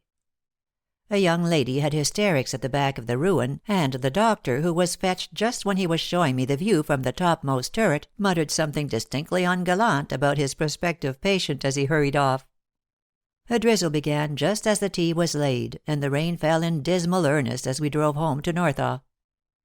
The next time I saw our friend Dr. Stiles, my head was tied up in a flannel shawl, and my throat was so swollen that I could hardly speak. The doctor had been called in professionally. The Northaw picnic had been too much for a Londoner uninured to the climate, and I was down with a malignant sore throat. The doctor came every day, and once he came twice, to work a patent inhaler, and paint my throat with some mysterious compound. He constantly changed the treatment. It was as if he never could do enough. He even used to bring me flowers, and who ever heard of a doctor taking his patient flowers? Daisy was convulsed with amusement. She said that when she was ill she sometimes used to have to send for Dr. Stiles 2 or 3 times before he appeared, he was so busy. At the end of a week I was better, and in 10 days I was quite well. I really felt very grateful, for I knew that the doctor had saved me by his constant care from a dangerous illness. I wonder if he took my gratitude for something else? Anyway, as I told Christina when she scolded me for the whole affair, it was not my fault. The thing came quickly to a crisis. We were all invited to spend an evening at the doctor's house. In the North they have a mysterious meal called high tea, which is apparently a source of no little comfort and even of self-righteousness. It enables the habitual partakers thereof to allude witheringly to the late dinner indulged in by inhabitants of the South, and so, if you are invited out in Northaw, be sure you will be regaled on tea and cold chicken, fearful mixture, on hot cakes, jam, marmalade, and currant buns. To this evening meal, then, we were bidden by Dr. Stiles. He lived alone with his sisters, who were curiously like him. They were all stoutish, with nondescript features, and had solemn and somewhat stolid manners. To see all 4 of them together inclined one to indecent mirth. It was impossible to be more worthy, more dull, and more self-satisfied. They sat in a circle in the long drawing-room on rather uncomfortable chairs. All 3 of the Misses Stiles took great interest in church matters, or at least in the curate, who was unmarried, and whom they consulted very often on the subject of soup tickets and flannel petticoats. The curate, and a boy of about 19 years of age, with a shrill voice, were the other men of the party. Miss Stiles, the eldest of the 3 Miss Stiles, was a capital housekeeper. Everything went like clockwork in the doctor's roomy house. The early dinner was served to a minute. 2 o'clock was the hour. If the doctor were out, the meal proceeded with unfailing punctuality, a slice of mutton being kept hot in the oven for the master of the house. On the long, bare, lavender-colored walls of the drawing-room hung several water-colors by Miss Louisa. Indeed, the Misses Stiles were considered to have a pretty taste for art. They painted everything within reach with sprawling red roses or startling white daisies, the doctor being of opinion that his sister's artistic talent was of the first order. Miss Ada, too, was musical, and sang songs by Pinsuti and Milton Wellings. The doctor liked Miss Ada's vocal efforts. Miss Emily was literary. At least she assiduously read Miss Edna Lyle and Mr. Rider Haggard, and of these authors we discoursed solemnly until tea was announced. The table groaned with good things, with buttered toast, with salad, with vague dishes covered with custard, with ham, with quivering blancmange. The curate, it transpired, had a phenomenal appetite, though he coughed and expostulated when helped to a third serve of pressed beef. Both he and the shrill-voiced boy had been among the abstaining sheep at our picnic. This evening meal, therefore, washed down by tea and coffee, had obviously no terrors for them. The conversation was not of the kind that dazzles. There were frequent pauses, during which Miss Ada made several bald statements about a forthcoming village concert, and the doctor, wishing to show his knowledge of the town, solemnly inquired if I had seen Mr. Irving in Henry VIII. The air was full of ominous portents. The doctor's manner, when he invited me for the second time to partake of cold chicken, or pressed upon me, with northern hospitality, the currant cake, was full of a certain protecting pride, while a humbly conquering expression was in his eyes when they rested upon me. It was with intention, as the French say, that he showed me the photograph album full of aunts and cousins after tea. The good doctor looked quite sentimental when, later on, Miss Ada warbled a romance with waltz accompaniment entitled "The Love That Will Never Fade." I began to feel restless. More than once did I cross the room, engage either of the Misses Stiles in feverish conversation. I always ended by finding the doctor at my elbow. At last I resigned myself to my fate and sat down to talk to him. I imagined that the sanitary state of the suburb of Northaw would be a safe subject, and one unlikely to lead to a declaration of a tender nature, but in this, it appeared, I was mistaken. We got on to the subject of fevers, and to convince me on a certain point, the doctor suggested a reference to one of the medical books in his surgery. Once inside the little room, which lay just across the passage, Dr. Stiles shut the door, and advanced towards me with that particular expression which is so intolerable in a man one doesn't care for. I put on my most indifferent manner, and inspected with much interest the rows of medical books in their glass case. "So kind of you," I said hurriedly to fill up the dreadful pause, "to take so much trouble. Most doctors only laugh at you if one wants to know any real fact. About your dreadful trade," I added with flippancy, seeing that the man was not listening to a word I was saying, but was gazing at me as an amiable snake might be said to regard a sparrow. "Trouble," he said at last. "How can anything be a trouble that is done for you? I wish you would let me tell you how much I A sharp rap at the door interrupted this speech. A servant came in. "Please, sir, Mr. Brown is very bad, and Mrs. Brown says, will you come at once, and bring some of the drops, and she hopes you won't be long." "A 3-mile drive," said Dr. Stiles with a sigh, "and I shall not see you again to-night." He took my hand and held it fast. "I will bring the book to-morrow morning. Shall I have a chance of seeing you alone? Try to be alone when I come," and wrenching my hand violently, the doctor disappeared. "Daisy," I said hurriedly in the carriage going home, "I'm sorry to say, dear, I shall have to go home by the 10:15 to-morrow. I had a telegram just before we came out." "You had a fiddlestick? What nonsense, Peggy! Why, you came to stay a month, and you've hardly been 12 days." "12 days? Good heavens! Why, how has he—" "Oh, it's that, is it? And so you don't like him? Well, I think you're silly. You might do much worse. How much better to settle down with someone like that than with one of your flipperty London young men. He's sensible, clever, a good fellow, well off, and very fond of you. The 10:15, please, Daisy." And sure enough, by the 10:15 I went. As the Yorkshire fields flew behind me on my rapid journey back to London, the whole thing seemed like some nightmare from which I had just awoke. Great heavens! From what had I not escaped? A lifetime of high tea, suburban gossip, and provincial self-sufficiency, of rose-bedecked door panels, the novels of Mr. Rider Haggard, and the love that will never fade.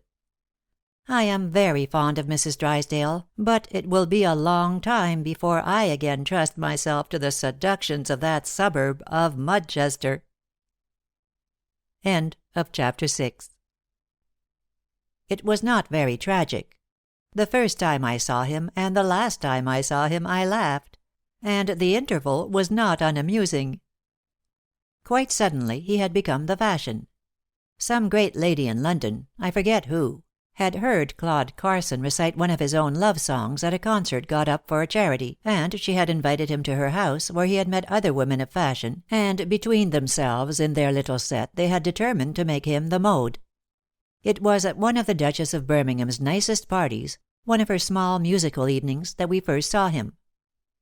I had been away from town a month or two, and was out of touch with London things, so that when someone said excitedly to me in the supper room, "Oh, come upstairs. Claude Carson is going to recite," and I saw all the women trailing out of the room at once, I turned to the nearest young man to ask what it all meant.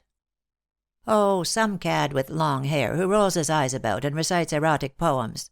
Meet him at every blessed place you go to," was the answer, as my informant helped himself to plover's eggs and reached for a fresh bottle of champagne.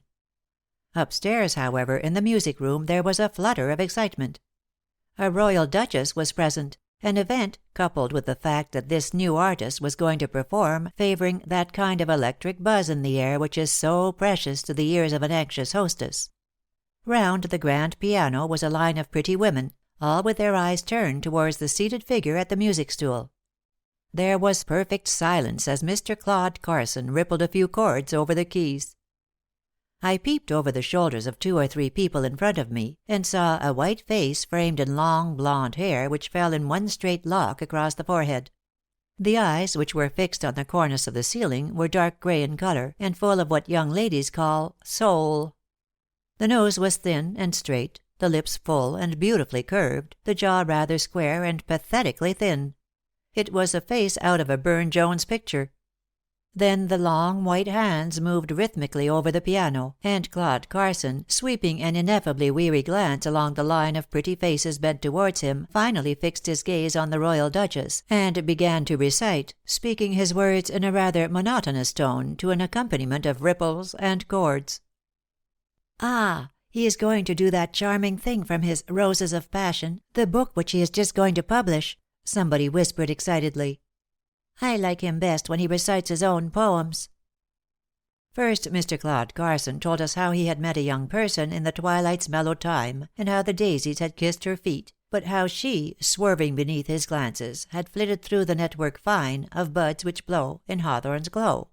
But eventually it appeared the lady had not proved so coy, for in the second verse Mr. Carson very justly remarked, "But if you linger in that place, beneath the hawthorn's interlace, and I may gaze upon your face, shall love forego sweet passion's flow?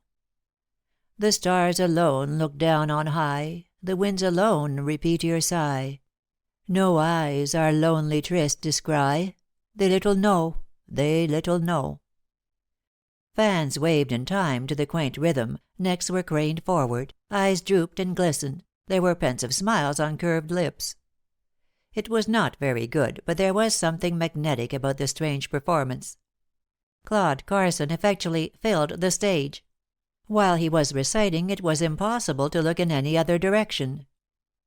"And if the second twilight break, faint bird notes sweet the morning make, and wondering world now reawake, and life reflow with love and woe. The new day finds us parted, sweet, and new worlds open at our feet. Once strange, as strangers shall we meet. We little know, we little know." He finished in a whisper which just filtered through his clenched teeth. An elderly gentleman coughed severely, and a couple of young ones, with faces as unemotional as their glistening shirt fronts, exchanged a swift, expressive glance. The royal duchess beamed approval, and signified that the reciter should be presented to her. The whole performance was a delightful interlude in the decorous solemnity of her exalted existence. I was the only woman in the room who laughed. "I suppose it's an acquired taste, like caviar or absinthe," I said to a smart woman near me, "but one has got to get accustomed to it. Why does he play the piano all the time if he's going to recite?" The smart lady surveyed me with a withering glance. "It's the most charming thing in London," she said. "Claude Carson is a delightful person." All heads were turned in the direction of the young poet as he stood talking to the royal duchess, his beautiful eyes fixed on her face, while occasionally, with a pretty, fatigued movement, he raised a white, graceful hand and pushed back the lock of blonde hair from his forehead. Before the short conversation was over she had invited him to come and see her. "It's stupid, hardly decent, and almost incomprehensible," said Christina as we drove home, "so I shouldn't wonder if he became the rage this season." And sure enough he did. One found him everywhere one went, and I had grown quite accustomed to the thrilling tones of his languorous voice, the enigmatic look in his deep-set eyes, when one night he asked to be introduced to me. "Everywhere," said Mr. Carson as he dropped into a chair at my side. "Everywhere I see your face. But until to night I did not know who you were," he added softly. His tone, his manner annoyed me. "Perhaps you didn't ask," I suggested, though an instant later I was sorry that I should have allowed myself to be flippant with a strange young man of whom I did not altogether approve. And then he did something which showed that he was clever. He gazed at me in perfect silence for several minutes, until the memory of my flippant words had quite died away. "Come," he said at last in his thrilling tones, "let me give you some strawberries." I took his arm and went. We had a charming time that night. Claude Carson was less absurd than he looked. Under his little affectations there was a boyish, frank personality which was really attractive, and when he could forget the fact that all the women in the room were staring at him, and remember that he was not expected to keep up the character of a modern minnesänger while he helped you to quails and plovers' eggs, he was a nice, simple boy.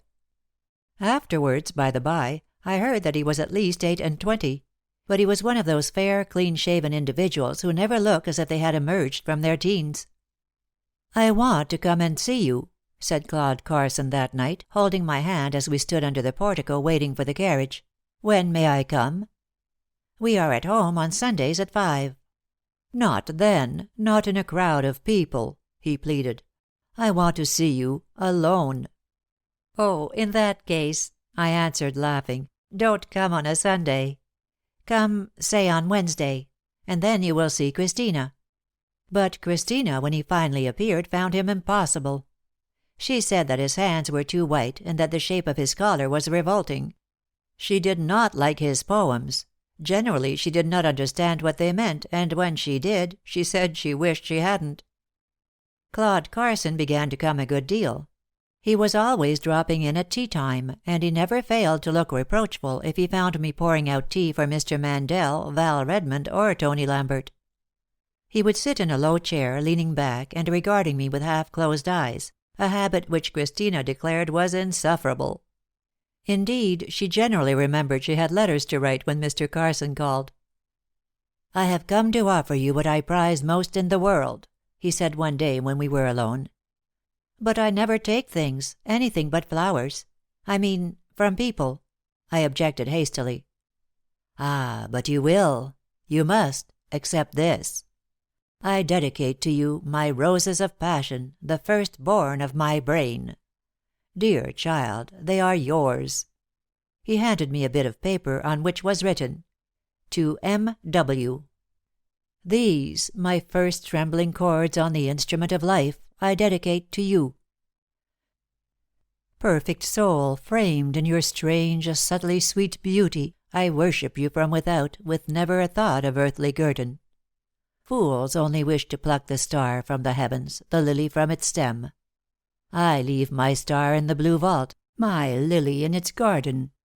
London, February, 189 . "Oh," I said, "how nice! Only you mustn't put 'to M.W.' You had better put 3 stars. I shall know who you mean." We sat and talked for a long time in the twilight. It was the end of February, and the late afternoon was tinged with the pale, wondering light of an early English spring. The trees outside were swelling with purple buds, and through the black branches there was the gleam of a tender, rosy sunset. It was the time of confidences, and the kind of day one says all sorts of things one doesn't mean, in a soft, regretful voice, just because they sound well and seem to fit into the emotional hour. Claude Carson knelt on the window seat, his blonde hair turned to pale gold against the window pane. "You have helped me more than any woman I have ever known," he said at last, with a sigh. "Have I?" I asked, touched, flattered, and pleased. I was at an age when a girl likes to be called a woman. "I'm sure I don't know how. What have I ever done for you?" He gazed at me for a few seconds, and then turned abruptly away.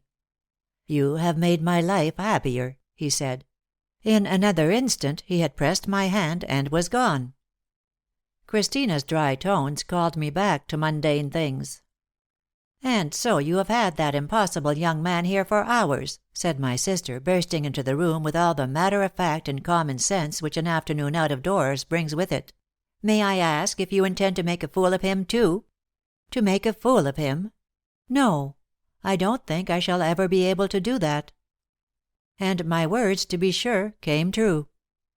A little while after, we were driving one afternoon towards Hammersmith when suddenly the coachman pulled up. A huge dray had got across the road, and for a few moments we were obliged to wait while a small crowd urged the horses this way and that. We had stopped in a street of small stucco houses, whose weedy front gardens were suggestive of anything but rural delights. And then, as we waited, a thin, undersized child of 7 ran out of one of the open hall doors, a door which revealed a vision of a perambulator, a shabby oilcloth, and a framed oleograph, and hung staring over the green-painted rails. "How dare you! Come in directly, Ermyntrude," said a querulous voice, and for an instant I caught a glimpse of a rather good-looking young woman in a cheap tailor-made gown. "I shall tell your father. You are a most disobedient child."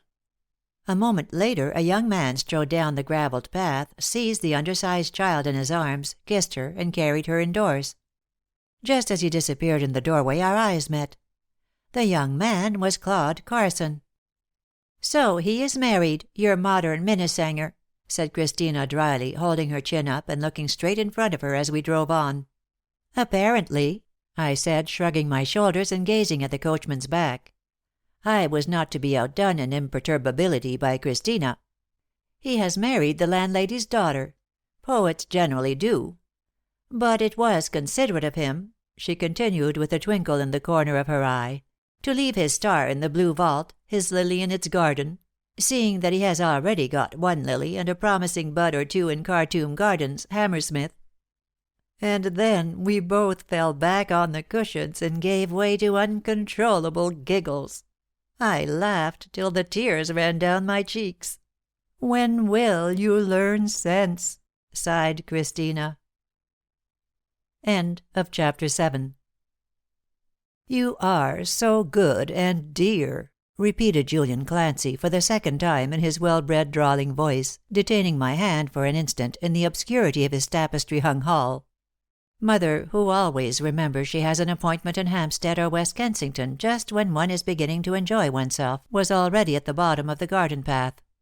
Mr. Julian Clancy slowly raised the hand he held to his lips.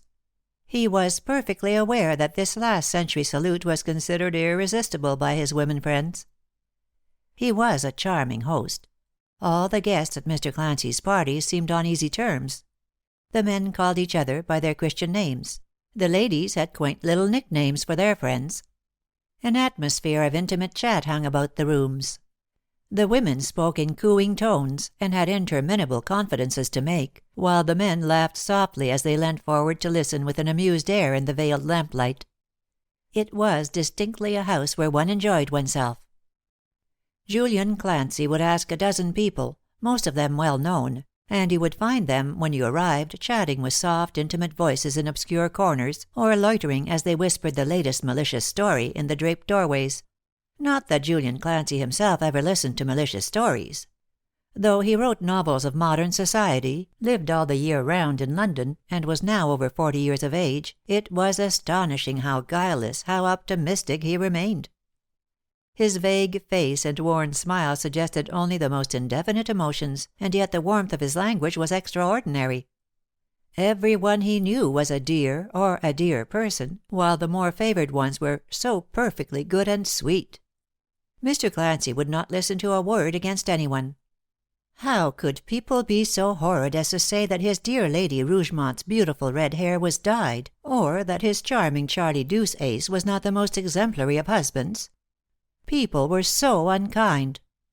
Well off and well connected, he mixed in the best as well as the rapidest sets in London, but what he really worshipped was the celebrity. It is an error to suppose that all the Leo hunters are of the feminine sex. Julian Clancy always had the last celebrity, and, failing that, the last notoriety, at his parties in St. John's Wood. He adored St. John's Wood. Celebrated artists, actors, dramatists were all to be found within a stone's throw of his door. He could run in and out of famous studios and catch distinguished actors for his little suppers on their way home from the theaters. He tolerated a countess, if she happened to be amusing, but a new dancing girl set him raving. He used to ask great ladies to meet the most extraordinary people, and somehow or other they always came. His Sunday dinners, of 8, were most amusing. One never knew if one would sit next to a guardsman, a burlesque actor, or the representative of a foreign power. He knew everybody, and everybody wanted to know him. The Honourable Julian Clancy, second son of Lord Basingstoke, had a position in society which is not often the lot of younger sons. But then, to be sure, his brother had no children, and was already separated from his wife. In all human probability Julian would one day succeed to the earldom. And yet he, for his part, was chiefly preoccupied with literary fame. Every other year or so he published, at his own expense, a rather second-rate novel, which, however, had one merit. It was usually in one volume, with fat print and wide margins, so that when he presented it to his friends with charming little enthusiastic phrases written on the first page, they were able to get a good idea what it was about without being at the pains to read it. About the time his book appeared he usually gave one of his pleasantest parties, where one saw him with one arm round the neck of some young man who wrote reviews for the penny papers. In former days, when he was younger and less gushing, Mr. Julian Clancy had been in the diplomatic service, and had wandered in many lands. He never wandered now. As a matter of fact, he never left London. Every year, when other people were making their autumn plans, he would point to his garden, with its pear trees and hollyhocks, its plashing fountain and cooing doves, and ask you plaintively why he should leave it. September, January, or June he would stroll down St. James Street to his club at 5 o'clock. Every year, as soon as August came, a paragraph went the round of the gossipy papers chronicling the fact that Mr. Julian Clancy never left town. People thought it so original and charming. He had quite a little notoriety on that account alone. But London, to be sure, was a passion with him. The pavement of Piccadilly was to him what the boulevard is to the Parisian. He was miserable 5 miles from Bond Street, and I have known him to rave about the exquisite effects one saw in a London fog. Julian Clancy made a cult of the metropolis.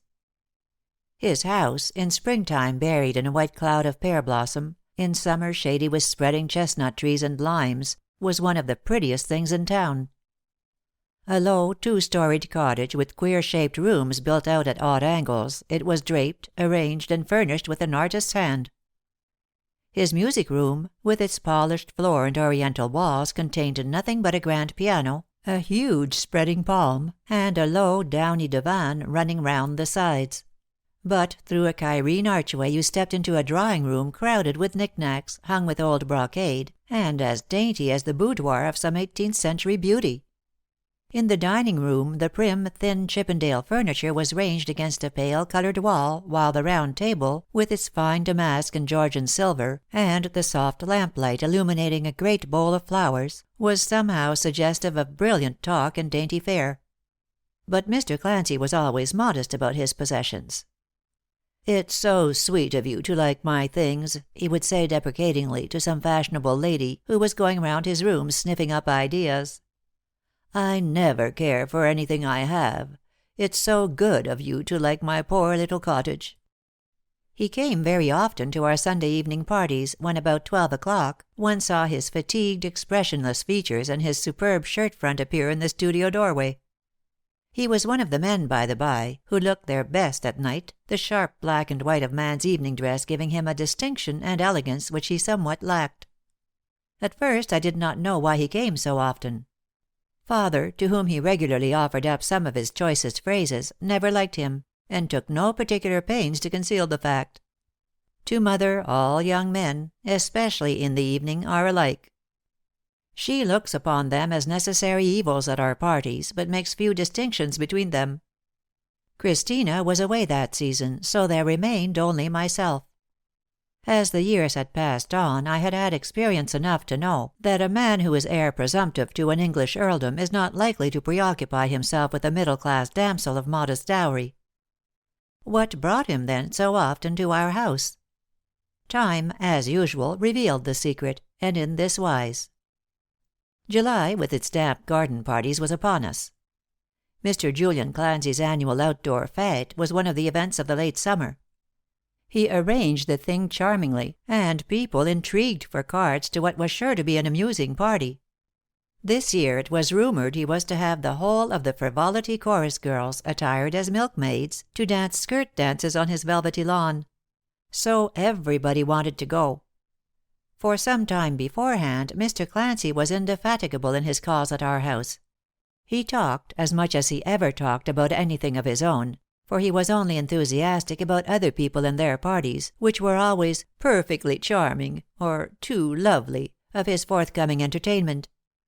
"I do so hope you'll come," he said. "I want you all to come. It would be so sweet and good of you all to come to my little party." "Oh, we don't go about in droves," I said, laughing. "Won't one or two of the family be enough?" "Of course I only insist upon you," said Julian, with a shade of his old diplomatic manner. "But I should be so proud if your father would come." A light flashed over me. This, then, was a possible explanation of Mr. Julian Clancy's devotion. He was hunting a celebrity. He wanted my father. How dense I had been, to be sure! Father was not only a famous and successful Royal Academician, but he was one of the most amusing people in town. The day of the garden party I was all diplomacy and white muslin. Early in the afternoon I captured my distinguished parent, and insisted on his accompanying me to St. John's Wood. I was not going to appear without him, as a second-rate substitute for a celebrity. The sleepy suburban road was alive with carriages and cabs as we drove up, and at every turn you nodded to some well-known face. The clean-shaven profile and heliotrope necktie of Duncan Clive the actor were seen in a victoria side by side with Lady Susan's extraordinary hat. Her ladyship had long ago given up chaperons as superfluous. Val Redmond, Tommy Singleton, and the pale-faced boy foamed out of a hansom, all blue buttonholes and light gloves. The Duchess of Birmingham was driving up in the ducal chariot, and had brought Miss Van Hoyt. There was no end to the people one knew. Inside the house it was dark and hot, and in the Oriental music room you could hardly stand, for a famous prima donna was lamenting, in a piercing soprano voice, and an indifferent Italian accent, the absence of her beloved, while a small red-haired cavalry major told a funny story, in a high, penetrating voice, until several people said, "Hush!" and turned round and frowned. In the dining room one saw a vista of backs pushing and struggling over a buffet, and there was an acrid odor of coffee and strawberries as you passed the open door to reach the garden. Outside, the scene was pretty enough. In the green garden the pink and mauve and white dresses of the women made clear patches on the verdure, and smiling, fatigued faces greeted each other from under fantastic hats. A Viennese band played beneath a huge cedar. The Frivolity girls, with their crinkled white frocks and painted cheeks, looking pinker than ever under their starched sunbonnets, stood huddled together in the distance, and nudged each other as they recognized several smart young men, who with imperturbable faces were handing water ices to the season's debutantes. Presently the band struck up a catchy air, and the girls, forming into a line against a background of ivy, flipped their loose skirts and executed a series of swaying movements with fixed, mechanical smiles. The youngest, a thing of 7, with thin pointed knees, had the most surprisingly wooden smile of all. She was like a miniature, but exaggerated copy of the showy girls who towered above her. There was a great deal of applause when they had done, and only the smart young men appeared to be but vaguely interested in the performance. Our host, as usual, was charming, but one felt that something distracting was in the air. One saw it in Mr. Julian Clancy's preoccupied face as he gushed a little over us both, making a civil effort when we entered. Something important was on inside the house, from the glances which our host kept turning towards the open drawing-room windows. What could it be? We were not long left in doubt. "Oh, have you heard?" cried Val Redmond, detaining us with a delighted giggle. "Nankowski, the Russian, who says he has been to the North Pole, is in there in the drawing-room. He is such a delightful person. They say he is a leper, but I don't believe that, though I dare say you can catch it from the Eskimo. If I were you I should only look at him through the window, in case it is true, you know. He certainly is a very odd color." This, then, was the reason of Mr. Clancy's tepid enthusiasm over father's appearance. Nankowski, the famous Nankowski, was a very great celebrity, the newest of the season, and he was now holding an informal levee in the drawing-room, where people were being introduced to him in shoals. Mr. Julian Clancy, it was obvious, had forgotten his ardor for my father in the triumph of securing a lion with a more penetrating roar. "Dear," I said 20 minutes later, when we had wandered round the garden, shaking hands right and left, "I'm afraid this sort of thing bores you. Let's go home and have tea together in the studio. Just you and I." We looked for our host, but he was not visible. As we crossed the hall, however, we saw his back for an instant through the open drawing-room door. He was quite absorbed, and did not hear us going out. Mr. Julian Clancy was bending over the new celebrity, and we could hear him saying in his slow, well-bred tones, "It was so good and lovely of you to come." End of chapter 8. It was at the Royal Academy, at the private view, that I first saw Mr. Albert Morris. Outside, the bright spring sunshine bathed Piccadilly with its unaccustomed warmth, gilding the tiny crinkled leaves in the Green Park, making blue shadows under the crowded omnibuses, and illuminating the clinking harness of the horses which passed, in a continual procession, into the courtyard of Burlington House. Inside, up the wide staircase, with its crimson carpets and its banks of flowers and plants, all London was elbowing its way to the crowded galleries. People who had intrigued successfully for a ticket wore a triumphant, satisfied smile. The critics were preparing their most stolid yet important air. Women journalists felt for their pencils and notebooks, eagerly demanding the names of overdressed ladies. And the painters, the Royal Academicians, and the few famous outsiders who are invited to the private view, collected in little knots round some much-discussed canvas, or, plucking each other by the sleeve, hurried through the rooms in search of some striking picture by an unknown brush. But Mr. Morris hurried neither here nor there, for he was a person of importance. He stood in the middle of the big room, casting cursory glances at the pictures on the walls, and shaking hands with a small procession of people who passed incessantly in front of him; with fashionable ladies who stopped to give him several fingers, and then passed on with a well-turned phrase and a non-committing smile; with journalists, judges, actors, and cabinet ministers. We came upon him suddenly, father and I, and when I had been introduced he seemed all at once to have a great deal to say. Mr. Albert Morris was about 50 years old, and had a humorous eye. He was rather fat and rather red, and I think his hair and moustache were very carefully dyed. He was absurdly rich.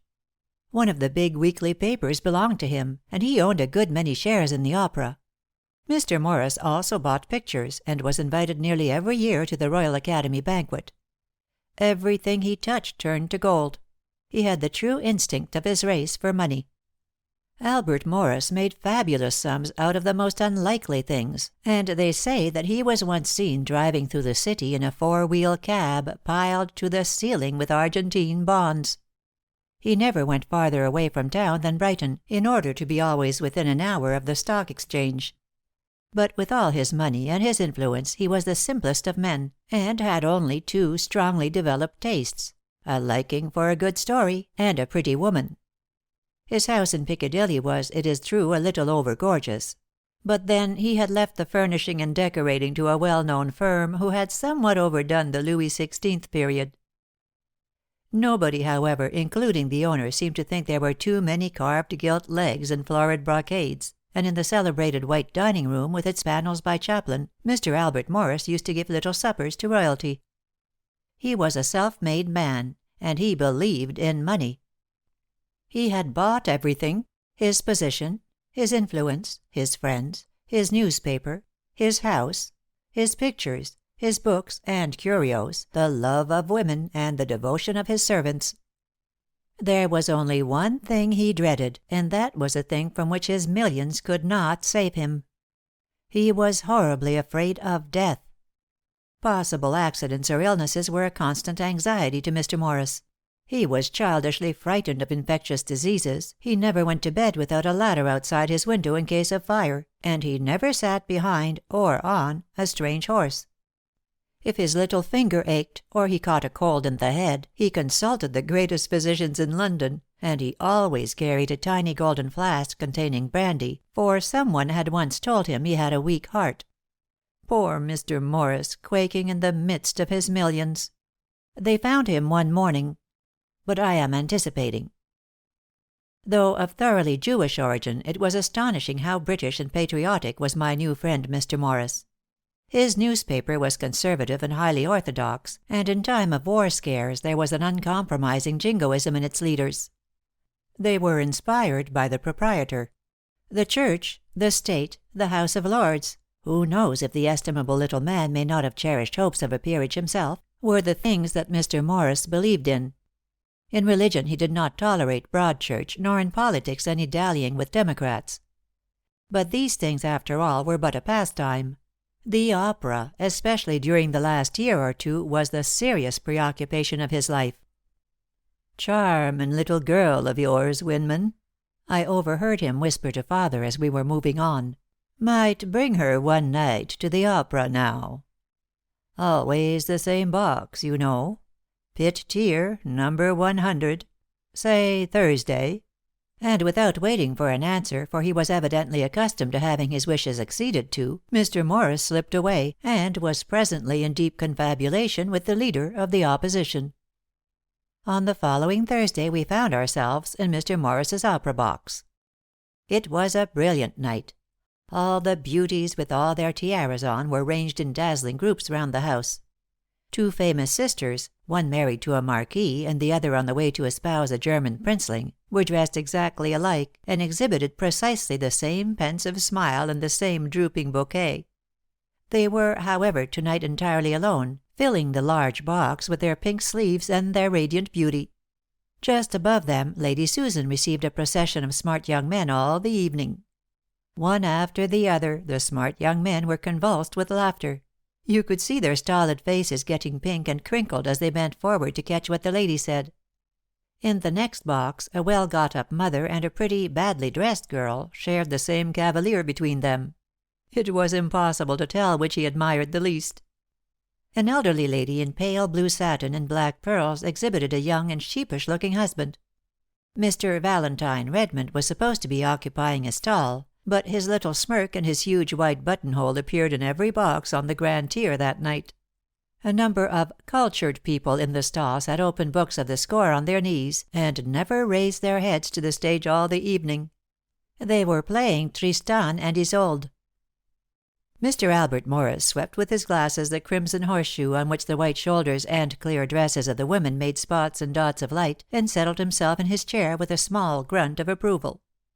He felt, in a way, responsible for that brilliant house. He was one of the people who had revived the moribund opera and had made it once more the most fashionable lounge in London. True, he distrusted Wagner and all his works, but he knew there was "money in him" for a season. He was more proud of his sway behind the scenes than of any other influence he possessed. He prided himself on discovering budding Pattis and Melbas, on unearthing unknown tenors and discovering baritones of genius.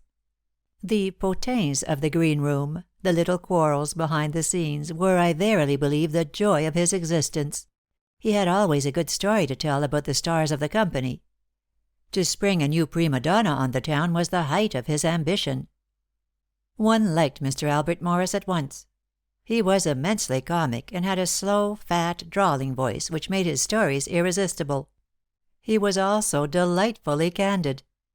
Like all the men of his race, he was easily touched by music, and when the famous soprano in white satin with her hair down her back gave forth an operatic lament, I noticed a large tear coursing its way down Mr. Albert Morris's rubicund cheek and immaculate shirt front. "Ah, these things make me feel, Miss Winman," he whispered. "But then, you see, I'm a wicked old sinner. It's only you charming young ladies who are so hard." It was impossible not to laugh, especially when Mr. Morris put on a gold pince nez, and holding the book of words a long way off, tried to find out what the story was. "What's it all about, now? Don't understand German. Oh, here we are. Act One." They tremble and convulsively put their hands to their hearts, then again press them to their foreheads. Their eyes meet anew, sink in confusion, and once more fasten on each other with looks of increasing passion. Hum. Isolde. Sinking on his breast. Faithlessly fondest. Tristan. Pressing her to him with fire. Deathlessly dearest. Ah, very unfortunate now, as she's going to marry the other Johnny. Never have any luck, these poor little heroines.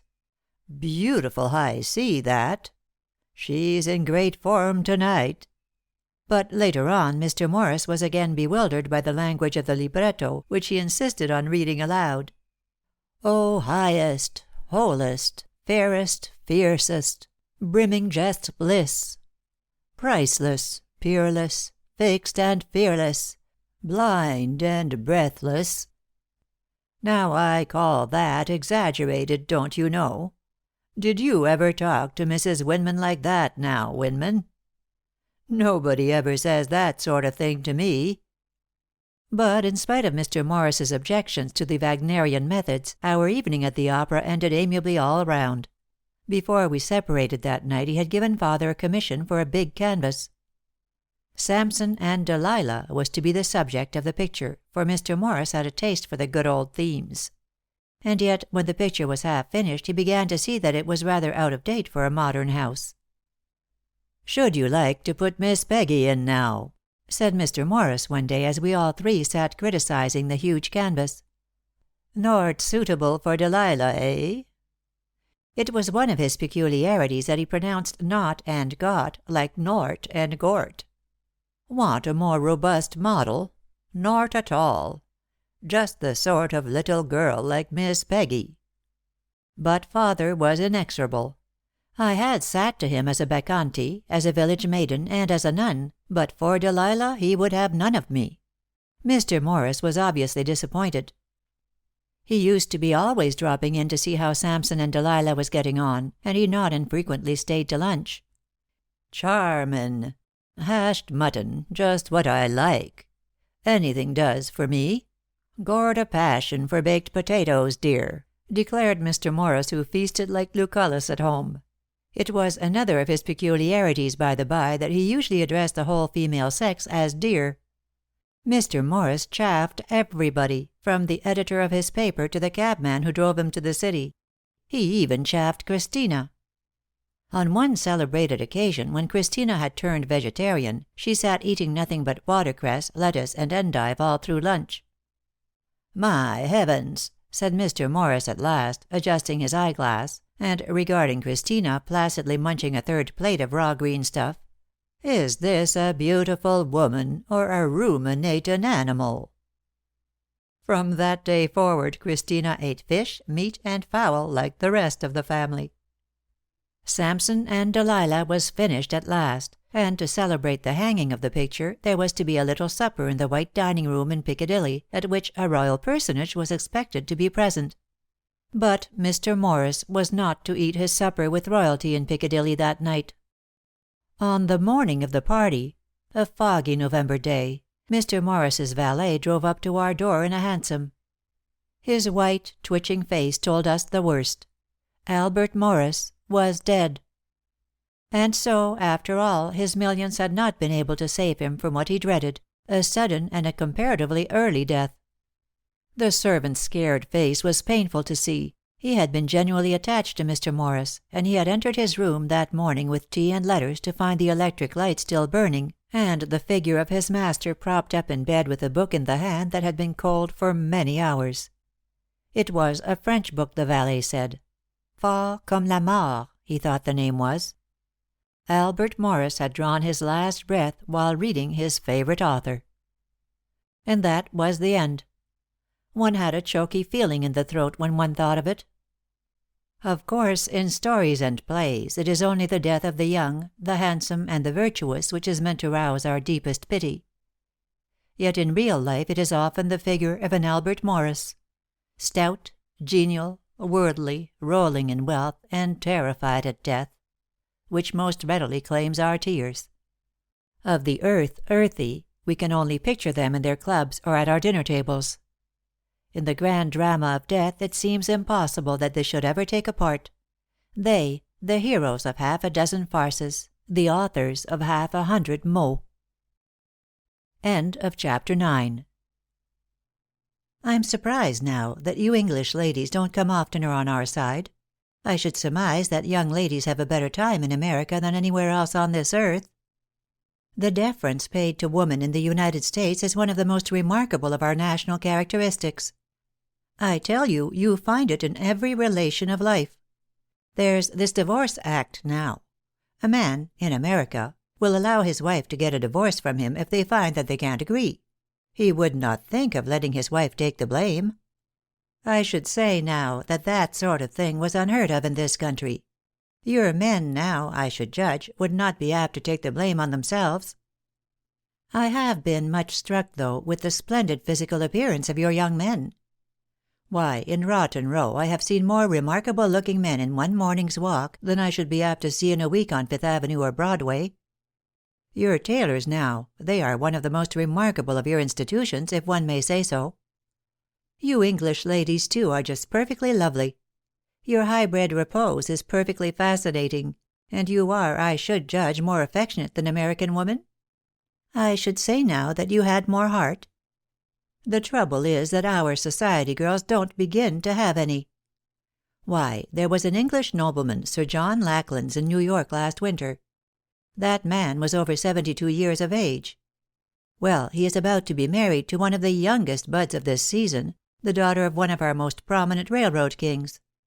Why, the night before I sailed from New York I went to see a girl in Madison Avenue, and there was a handsome young fellow of 23 who had been calling every evening at that house for some weeks. When he left I thought I should congratulate her on her engagement. "Why," said she, "what queer old-fashioned ideas you do have! Well, I don't know but what I'm thinking of marrying, but I guess it's his grandfather, the millionaire, who's to be the happy man." Christina and I gasped as Mr. Elisha Van Schuyler at last paused, though apparently more to point his story than to take breath. In appearance he was tall, but not so broad-shouldered as an Englishman of his height would have been. He had a dapper little pointed beard and a mustache and keen, intelligent eyes. His coat was made by a tailor in Savile Row. We had never seen an American gentleman. Transatlantic women we had met by the score, admired their gowns, laughed at their stories, and secretly envied their unfailing vivacity; but none of the New Yorkers and Philadelphians that we had known in London had ever appeared to have, or seemed to have wasted a thought on any male belongings. Therefore, when Mr. Elisha Van Schuyler presented himself with a letter of introduction from Her Grace of Birmingham, who had known him in her early days in America, it was with a feeling of keen curiosity that we undertook to show him the studio and its contents. Our studio is one of the "show" ones of London, and if Mr. Van Schuyler's face fell a little when confronted with Papa's portraits, he was lavish in his admiration of the beautiful room. "We don't begin to have anything like this in New York," he said, giving a comprehensive look round. "Our artists either can't afford to furnish a studio — nobody buys American pictures on our side — or else they sort of overdo the thing. Too much tapestry, too many suits of mail, too many mandolins, and too many ivory crucifixes. There was a man who studied in Paris and thought he'd go home and do the Society Act, as well as paint portraits of the 400. Well, that man was as much fun as a goat. He just got as thin as a rail and as bald as a coot trying to work the society racket. I tell you, he had a rocky time. He took a huge studio in one of the most fashionable parts of New York, furnished it perfectly elegantly, and began by painting one of our society belles — for nothing. Then he used to lend his studio to Polish pianists and Spanish dancing girls, just to get the 400 inside his house, and they used to crowd right in and drink his tea and his punch, and go right away and get their portraits painted by a third-rate Frenchman who had fixed up an atelier next door. Why, I tell you that Frenchman—" And here Mr. Van Schuyler was fairly launched on another stream of talks, which lasted, without intermission, until he rose, rather abruptly, to go. First he made us a low bow, a bow so deep that I have only seen it equaled by that of a Russian attaché, and then he reconsidered the question and shook hands with us one after the other, very high up in the air. He was evidently under the impression that this was the latest mode of salutation. When the heavy tapestry curtains had finally swung back behind him, Christina called my attention to the fact that, both together, we had only been allowed to put in 3 sentences, so entirely had our transatlantic guest monopolized the conversation. "I thought they always said that American women did all the talking," said Christina dryly, "but this young man seems to have a fancy for monologues. I timed one of his stories, that about General Horace Porter and—what's the other man's name? Chauncey Depew, and it lasted exactly 17 minutes by the clock." "Never mind that," I retorted. "This American is going to be amusing." And in truth he turned out to be charming. After a while, when he took to coming pretty often, even Christina did not mind the length of Mr. Van Schuyler's anecdotes. He had, as I took occasion to point out to Christina more than once, that desirable thing in man or woman, a twinkling eye, and he had also a pretty taste in flowers and bonbonnieres, and a perfect mania for giving theatre parties with dainty little suppers afterwards. And later on, when we knew him better, he had an inexhaustible fund of excellent if slightly irreverent stories. He had his little peculiarities, to be sure. He was never tired of asking questions about the royal family and the House of Lords, and one night when we were all dining with him at the Savoy, he made us write out a list of English duchesses to see how many there were. "But I don't know any," I objected, "except the Duchess of Birmingham, and she's an American." "Mercy, we don't count her," said Mr. Elisha Van Schuyler. He was fond of asking tiresome questions, too, about the birthplaces of famous people in London. And he never looked at me, I am convinced, without seeing me against a fancy background of the Tower, Windsor Castle, and Stratford-on-Avon. I sometimes feel that he expected me to live up to a famous past. But Mr. Van Schuyler's stay in London was not without its distractions. He wanted to know everybody, and everybody seemed pleased to know him. He wished all his friends to have a good time at his expense. He was generosity itself. One could not express the vaguest wish without its being immediately carried out. His generosity even took the form of inviting his rivals to dinner, and, what astonished me even more, sending one in with them. There was nothing mean or narrow-minded about our new American friend. And yet, though expansive and voluble, we seemed to know him no more intimately at the end of 3 months than at the end of his first call. Was there, under all his gregariousness, a deep-seated reserve? Christina thought that on the whole she preferred people who talked less and who said more. He had, to be sure, an enormous admiration for Englishwomen, especially the sort of young woman who rides to hounds, sculls a boat, and bags her own grouse. He constantly assured us that, if we would cross the herring pond and spend a winter in New York or Washington, we should at once attain the rank of raging belles, though we as constantly disclaimed all intention of competing with a home-grown article on the other side of the Atlantic.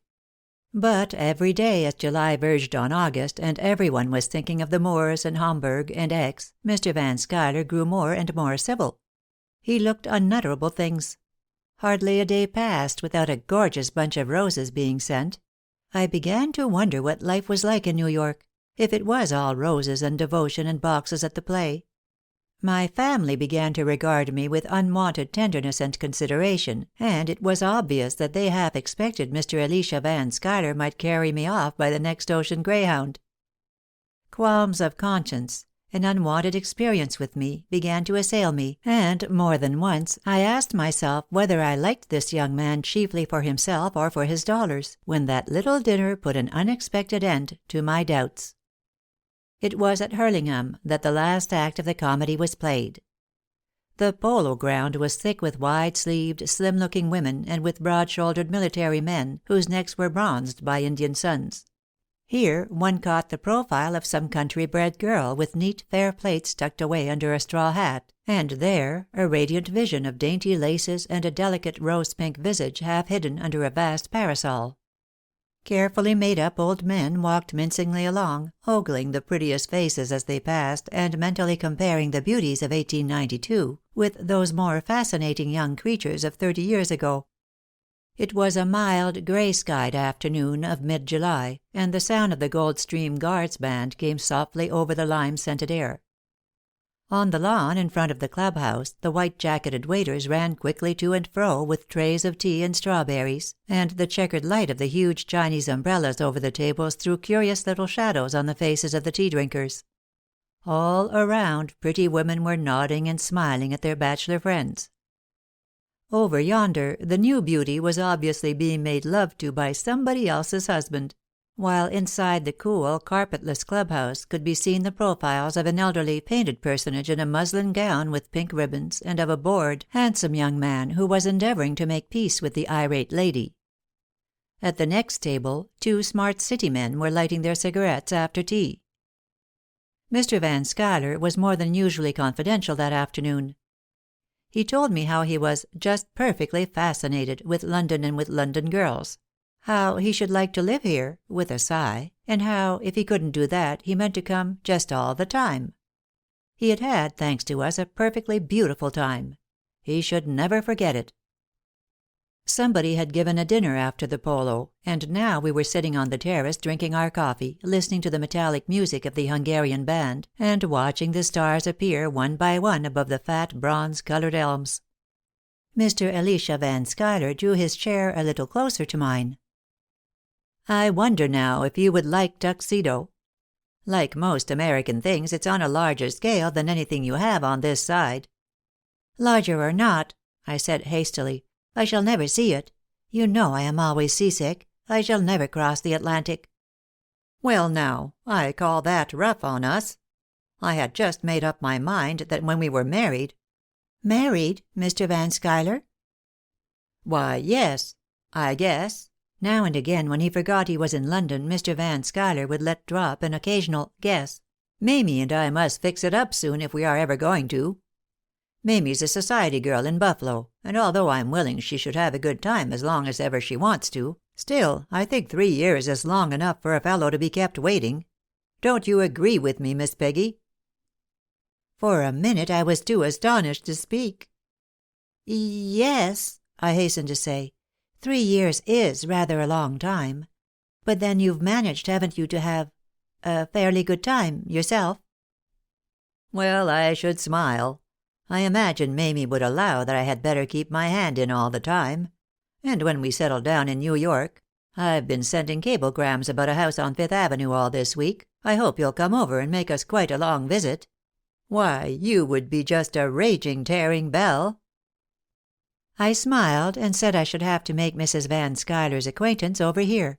And so we talked it over, and I preferred my congratulations while Mr. Van Schuyler took my hand and held it very hard as he informed me that he meant to settle down in double harness and be a model husband. Next year he brought his wife to see us. At first sight she revealed herself as a restless, talkative, flirtatious little person who had, like her husband, a passion for having a good time. She had brought a cousin, a young man, along, as she explained, so her husband shouldn't have to go around shopping with her. He always got mad when she went shopping. She expected it was poky anyhow, going around all the time with your own wife. If he didn't like the young man, she didn't care anyway. He was just perfectly sweet. Mr. Van Schuyler, she always alluded to her husband as Mr. Van Schuyler, was just perfectly devoted to Miss Peggy. He had never allowed anything to interfere with his affection for Miss Peggy. And English young ladies were perfectly lovely anyway. Mrs. Van Schuyler did not believe in trying to make one's husband domestic. If he didn't care for domesticity, neither did she. She just despised it, and meant to live in a hotel. While Mrs. Van Schuyler was there, her husband was strangely silent. But it turned out on investigation that he did not appear to find the bond of wedlock galling. She allowed him plenty of rope, and he was always to be found straying about at the very end of the tether. So far, I have not heard of either of the Van Schuylers having applied for a divorce. End of chapter 10. After breakfast, there was nothing pleasanter one could do than to sit out in the gravelled garden of the hotel under the palm trees, and unfurling a green-lined umbrella to bask like a cat in the warmth. And it was here, generally with an offering of flowers, that Monsieur René Levasseur used to join us, with his English sailor hat, his gauzy Parisian tie, and a shepherd's plaid shawl gracefully disposed round his shoulders. Skirmishing and giggling heralded his approach. He was on intimate terms with everybody in the hotel. He had confidences for the landlady, bonbons for the children, and if I am not mistaken, a special greeting for the Boots. In appearance he was hardly a typical Frenchman. Blond, thin, and pale, he had only the beginnings of a beard, while his slightly stooping shoulders betrayed the habit of bending at an easel. For Monsieur René was a painter, one of the new school of Vibriste. He did the most extraordinary little landscapes, all in pink and mauve and arsenic green stripes, which looked well enough about 10 yards off, but which were bewildering enough to our British eyes when inspected at close quarters. Other French painters, however, were enthusiastic over his work.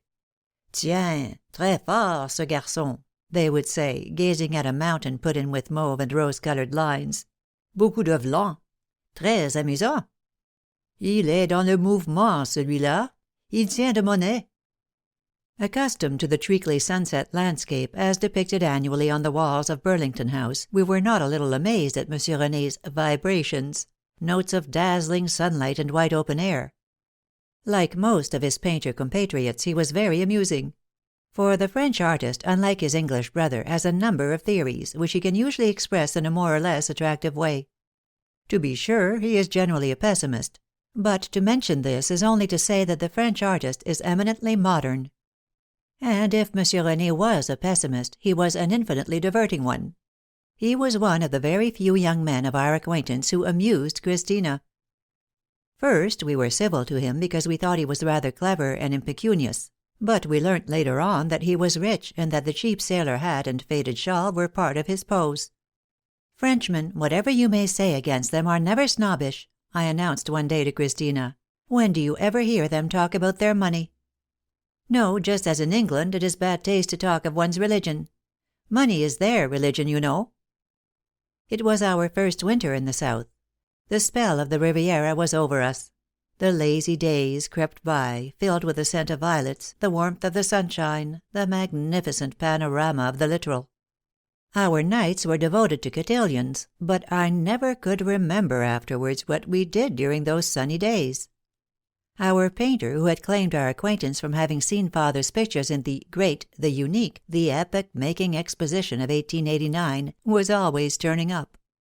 Even before the midday breakfast he would run down to the harbor to see the English yachts come in or out, or stroll with us to the flower market, and come back with his arms full of mimosa, anemones, and violets. Or he would take us both off for a day's painting in the mountains. At least, he and Christina used to paint, and I used to lie on my back and look on, and eat the sweetmeats which he thoughtfully provided. One day, Monsieur René painted me. He did me in a scarlet gown with a scarlet parasol in full sunlight against the blue Mediterranean, and I remember he painted my face in scarlet and purple zigzags. Even my worst enemy has never accused me of vanity, but I must say I was annoyed. Do not be afraid, mademoiselle. I shall send it to New York. You will never see it again. Those good Americans only speak of our school. Every millionaire of New York desires a Claude Monet, or, failing him, one of his disciples, said Monsieur René soothingly. And, to be sure, on reflection, it did not matter much if my face appeared like a gaily colored zebra on the other side of the Atlantic. But it was at night, when we went to dance at one of the villas or one of the hotels, that Monsieur René was in his element. Even your most pessimistic Frenchman will valse, if you give him the chance. He danced madly, breathlessly, abominably, but as a leader of cotillions, our painter was quite unapproachable. His tact, his finesse, his gaiety were admirable. How easily we amused ourselves during those winter nights! The drives back after the ball along the bay, packed into the small hotel omnibus, with our hands full of toys and ribbons and flowers, the spoils of the evening, while a large white moon lit up the coast, and the pink and yellow villas were hushed for the night among the orange trees and palms. How pleased Monsieur René looked when I brought home a lapful of tinsel ribbons and tea roses! He had begun to assume little airs of semi-proprietorship which were amusing. I think he already suspected me of cherishing a hopeless passion for him. Tenez, je vous aime bien, mademoiselle Marguerite, said Monsieur René one day. Vous savez bien que je suis fou de vous. Mais je ne voudrais pas vous épouser. Mais non, mais non. Much obliged to you, but I'm sure I don't want you to do so, I replied with some acerbity. I always answered him in English. The French tongue is not my strong point, but when I speak my native language to a foreigner I invariably shout. Without being indiscreet, Monsieur Lavasseur, may I ask why? We were climbing through some orange groves up a hill, and the glistening green leaves overhead were powdered with bloom and heavy with fruit. He tore a spray of orange blossom down and stuck it gingerly through my plates. Très jolie, la mariée, he said, laughing, mais très difficile à amuser. Oh, mais bien difficile. There was a fatuity about this little scene which made me thoughtful for a week. Not that I alone was suspected of inclining my eyes in our painter's direction. No one, however unlikely, was safe in this regard, no one, from the stout elderly landlady to the youngest schoolgirl in the hotel. We were one and all supposed to take a tender interest in his proceedings. But I never realized this quite until the night of the tableau vivant, from which moment I fancy Monsieur René was convinced of my hopeless attachment. He was invaluable in our tableau vivant. We did it all between us, he and I, and it involved the sending of dozens of notes on Monsieur René's part, weird little missives, written half in French, half in English, which were sufficiently bewildering at first. Merci, dear friend, de votre amabilité. C'est donc convenu? Vous me prêtez une queue et je serai une bête tout à fait convenable. On répète aujourd'hui à 4 heures. Il y aura du thé. En seriez-vous de la petite fête? Very faithfully yours, René Levasseur. Very was nice enough as an example of English as she is spoke, but Monsieur René's devotion was expressed in other extraordinary English phrases which he had just missed catching from English ladies in pensions and hotels. Nothing would remove the impression that my dearling was a proper and ordinary way of addressing a woman. Like most Frenchmen, he had no self-consciousness. The absence of this defect was made up for, I suppose, by exaggerated personal vanity. He had, therefore, no more objection to making himself a false stomach with 2 or 3 soft cushions than he had to putting on a cardboard nose or running about on all fours. As the beast, indeed, he was delightful, wearing my new sable boa as a tail, and wooing Beauty, in the person of our schoolgirl, with quite irrepressible ardor. In our Pierrot scenes, too, he was charming, taking my infidelities, as Pierrette, with the prettiest grace in the world.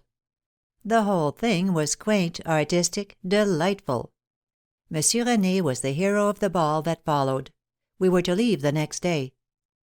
The morning broke grey and stormy, and great waves tipped with white were lashing the pebbles on the beach as I sat in the hotel garden tired after our late night. Christina had insisted on remaining upstairs to superintend the packing. Presently something dark fell in my lap. It was a bouquet of votive violets, while Monsieur René's quizzical face at an open window above announced to me my assailant. Comment, toute seule? In a moment a leg appeared over the balcony, something bounded out, and Monsieur René was bowing low in front of me. Pauvre Miss Marguerite, he murmured. Why poor Miss Marguerite? I asked in a high voice so as to make sure he understood. Vous vous en allez, comme ça, en Angleterre? C'est si triste, là-bas. Oh, no, it isn't. We are going back to the London season, you know. We managed to amuse ourselves over there, although you can't imagine it, immersed as we are in the outer darkness. And then Monsieur René told me of his hopes of a visit to London some day, when the stormy waters of the Channel would have subsided enough for him to adventure on the wild and desperate journey. He told me of the experiences of a friend of his in London, of a fortnight spent at a French hotel near Leicester Square, of the hideosities of the English Sunday, of the flat-soled boots of ces dames, of the equally unexciting conversational efforts of ces messieurs, all the prejudices and preconceptions which the Parisian packs up in his portmanteau on leaving Paris and retains intact on his return to his beloved capital. Ah, but London is charming all the same, I objected. The wind had dropped and the sun was already turning the sea pines to a delicate greenish silver. The day, our final day, was to be fine after all. But it was time to go. We were not, however, to leave in the ordinary and conventional way, in a hotel omnibus and an express train, but a large party of people were to drive us in brakes and carriages to the Italian frontier, and we were all to dine together at Ventimiglia before we took the train for Genoa. Monsieur René sat close behind me in the brake, and whispered reassuringly into my ear as we dashed along the mountain road with the Mediterranean spread out below us and the rocky heights to the left. At the vine-covered trattoria where we stopped to drink Chianti and to rest the horses, it was Monsieur René who was so anxious we should all dance a farewell valse in the dusty and deserted salon, while someone strummed a tune on the jingling worn piano, which only woke up once a week when the peasants danced on Sundays. At Ventimiglia, where we all walked out to see the view, our painter grew sentimental, and at dinner at the hotel I think he managed to shed a tear. But everything comes to an end. Dinner was over, and now we were already in the railway carriage with our friends crowding round the open door. And what a charming leave-taking it was! Everybody brought a farewell gift: a bunch of roses, a basket of peaches, a Spanish fan, a china frog, every kind of trifle that one can give and take without being compromised. The engine was snorting, mother was snugly ensconced, and Christina was getting out her favorite books. The guards had 3 times announced the imminent departure of the train, and still Monsieur René, climbing once more into the carriage, knelt in mock tragedy at our feet. A horrible suspicion came over us that he meant to come too. But a final whistle sounded. Monsieur René rose to his feet, and, crushing my fingers, bent over me as he whispered tenderly, soothingly, reassuringly the words, "L'avenir est aux audacieux. Je viendrai." Needless to say, my Parisian admirer has not yet braved the terrors of the Channel passage for my sake. Now and again he sends a Figaro or a Gaulois containing a fervid article about his pictures, for Monsieur René, it would seem, is on the way to fame. And once or twice he has written to say that he intends to come and make serious studies of ces étonnants brouillards de Londres. But he never comes, nor does he, I shrewdly suspect, intend to. Paris has swallowed him up. End of chapter 11. Duncan Clive's Hamlet had taken the town. Christina roundly declared it was a revolting exhibition, but I don't know good acting from bad, so this last reading of the great part was good enough for me. True, it was a smug, sentimental, South Kensingtonian Hamlet, but I, in common with the rest of the public, became enthusiastic over Mr. Duncan Clive.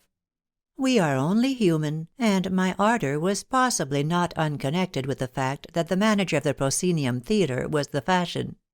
Fashions in art are eminently contagious. He had the look of a Roman emperor. His large round head, his square clean-shaven jaw, and his broad shoulders made him an effective stage figure, though in private life he often looked depressed and bilious, and affected a humble and slightly apologetic manner. If you can picture Nero or Caligula in a sublime frock-coat, sitting down meekly over the teacups and talking of elevating the drama and improving the public taste, you have a vision of Mr. Duncan Clive as he used to appear in our drawing-room. He was an actor-manager, so he had to talk about improving the public taste, and yet keep one eye on the box office. He spent fabulous sums on the production of his pieces, and all the town would flock to see his real Empire furniture and his genuine Aubusson carpets. Whether he is a great actor or not, I argued one day with Christina, at any rate you must admit he has done a great deal for the stage. My dear, you mean for the stage carpenter, replied my sister, in an aggravatingly conclusive tone of voice. Ours was the sort of house to which everybody goes. From ambassadors to interviewers there was hardly anybody we didn't know, and Christina and I were told to be civil to all and sundry, but there was no need to admonish me to be civil to the new Hamlet. I was in the studio squeezing out colours onto father's palette, one day when Mr. Duncan Clive was announced. There he stood in the flesh, my favourite stage lover, looking very blue about the jaw and very dazzling about the necktie, and he waited a second or two, holding back the heavy portière, just as he always did when he wished to make an effective entrance on the stage. Then he stepped forward rapidly, with a brilliant smile, shaking hands with father and making me a low and deferential bow.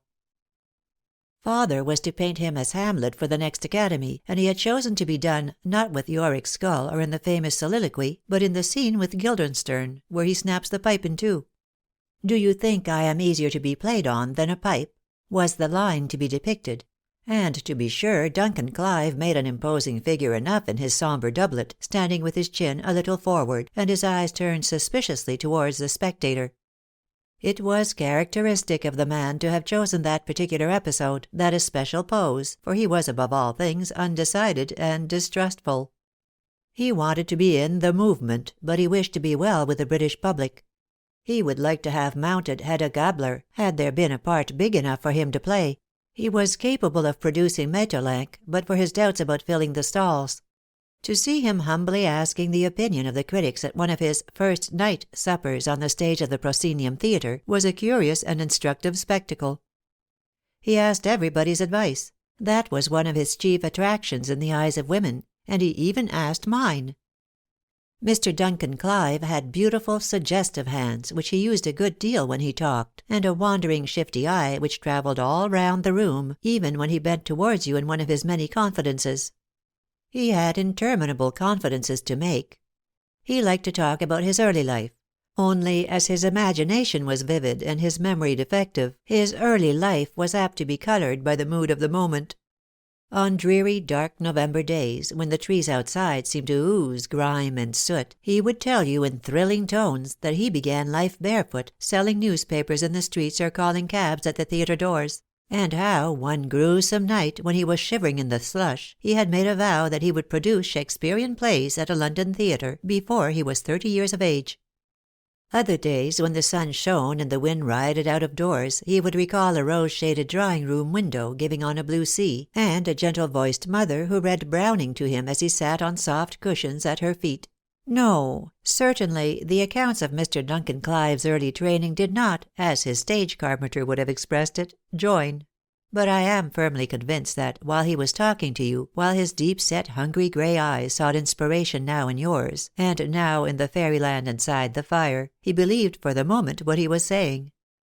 Most women liked to listen to Duncan Clive's confidences, especially as Mrs. Duncan Clive did not usually accompany him when he paid afternoon calls. He had married the "walking lady" of a travelling company some years ago, but this fact by no means interfered with his success with the sex.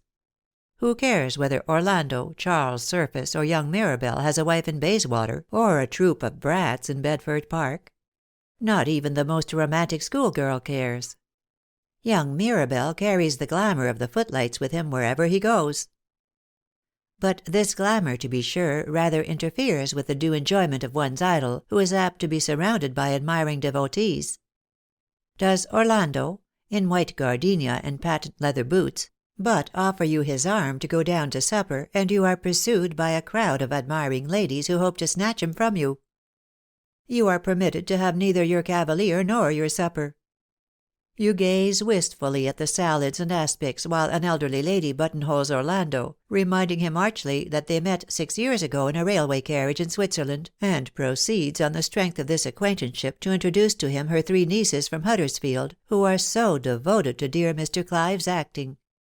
Lady Susan takes him by the arm into a distant corner, from whence he is presently dug out by the Duchess of Birmingham, who is "just dying to present him" to Miss Van Hoyt. The successful actor-manager is always engulfed in a sea of petticoats. But all this I could have borne if it had not been for Lalage Lee. She was the last straw. I could have forgiven him his wife, she didn't seem to count, and I could have forgiven him Miss Montmorency, the leading lady, for I suspected him of being jealous of her success with the dress circle. But for Miss Lalage Lee, who played the pert chambermaids in comedy, and who undertook the "singing fairies" in Shakespearean productions, for her I had no toleration. We had just had a card for a supper party on the stage of the Proscenium Theatre, and the matter was being discussed. "In my young days," said Mother doubtfully, "girls wouldn't have been taken to supper parties behind the scenes." "They're tremendously good fun," said Lady Susan, who was paying one of her 7 minutes visits. "And quite good form, you know, and all that sort of thing. Lady Rougemont never misses one of Duncan's parties, and what's more, she brings her daughter. So do Mrs. Stanley Goring, and most of that lot, You won't meet any actresses there, my dear lady, I can tell you." "We might as well go to a crush in Mayfair, then," said Christina. "Oh, it's not as bad as all that," replied Lady Susan. "What I meant to say was, that Miss Lee is the only actress who ever appears at Duncan's suppers, and she is perfectly good form, you know. Her father was a dean." "They always are," said Christina, but Lady Susan pretended not to hear. At 11:30 on the night in question we drove up to the proscenium just as the audience was streaming out. It was the 100th night of a piece in 3 acts called Hypocrisy, which had drawn the town for some 3 months. Going down the soft carpeted staircase, lighted by pink-shaded lamps and lined with mirrors and laurel wreaths, called by Duncan Clive on his last American tour, we passed the entrance to the stalls, the open door revealing a now empty house, with rows of pale pink and white chairs, and then mounting a step or two, turned sharply to the right, where a narrow door gave on to the wings. The stage was set with the last act of Hypocrisy, a scene which depicted the precincts of the Camellia Club, in which a masked ball is supposed to take place. Duncan Clive had not had time to change his dress, and he now stood at the door with brown grease paint on his cheek and blue pencil lines around his eyes, smiling and welcoming his guests. 1 or 2 modish women, notorious for their bohemian tastes, had brought their young daughters, who, surprised, delighted, and a little bit frightened at the novel scene in which they found themselves, whispered together in corners, all a-flutter with excitement and curiosity.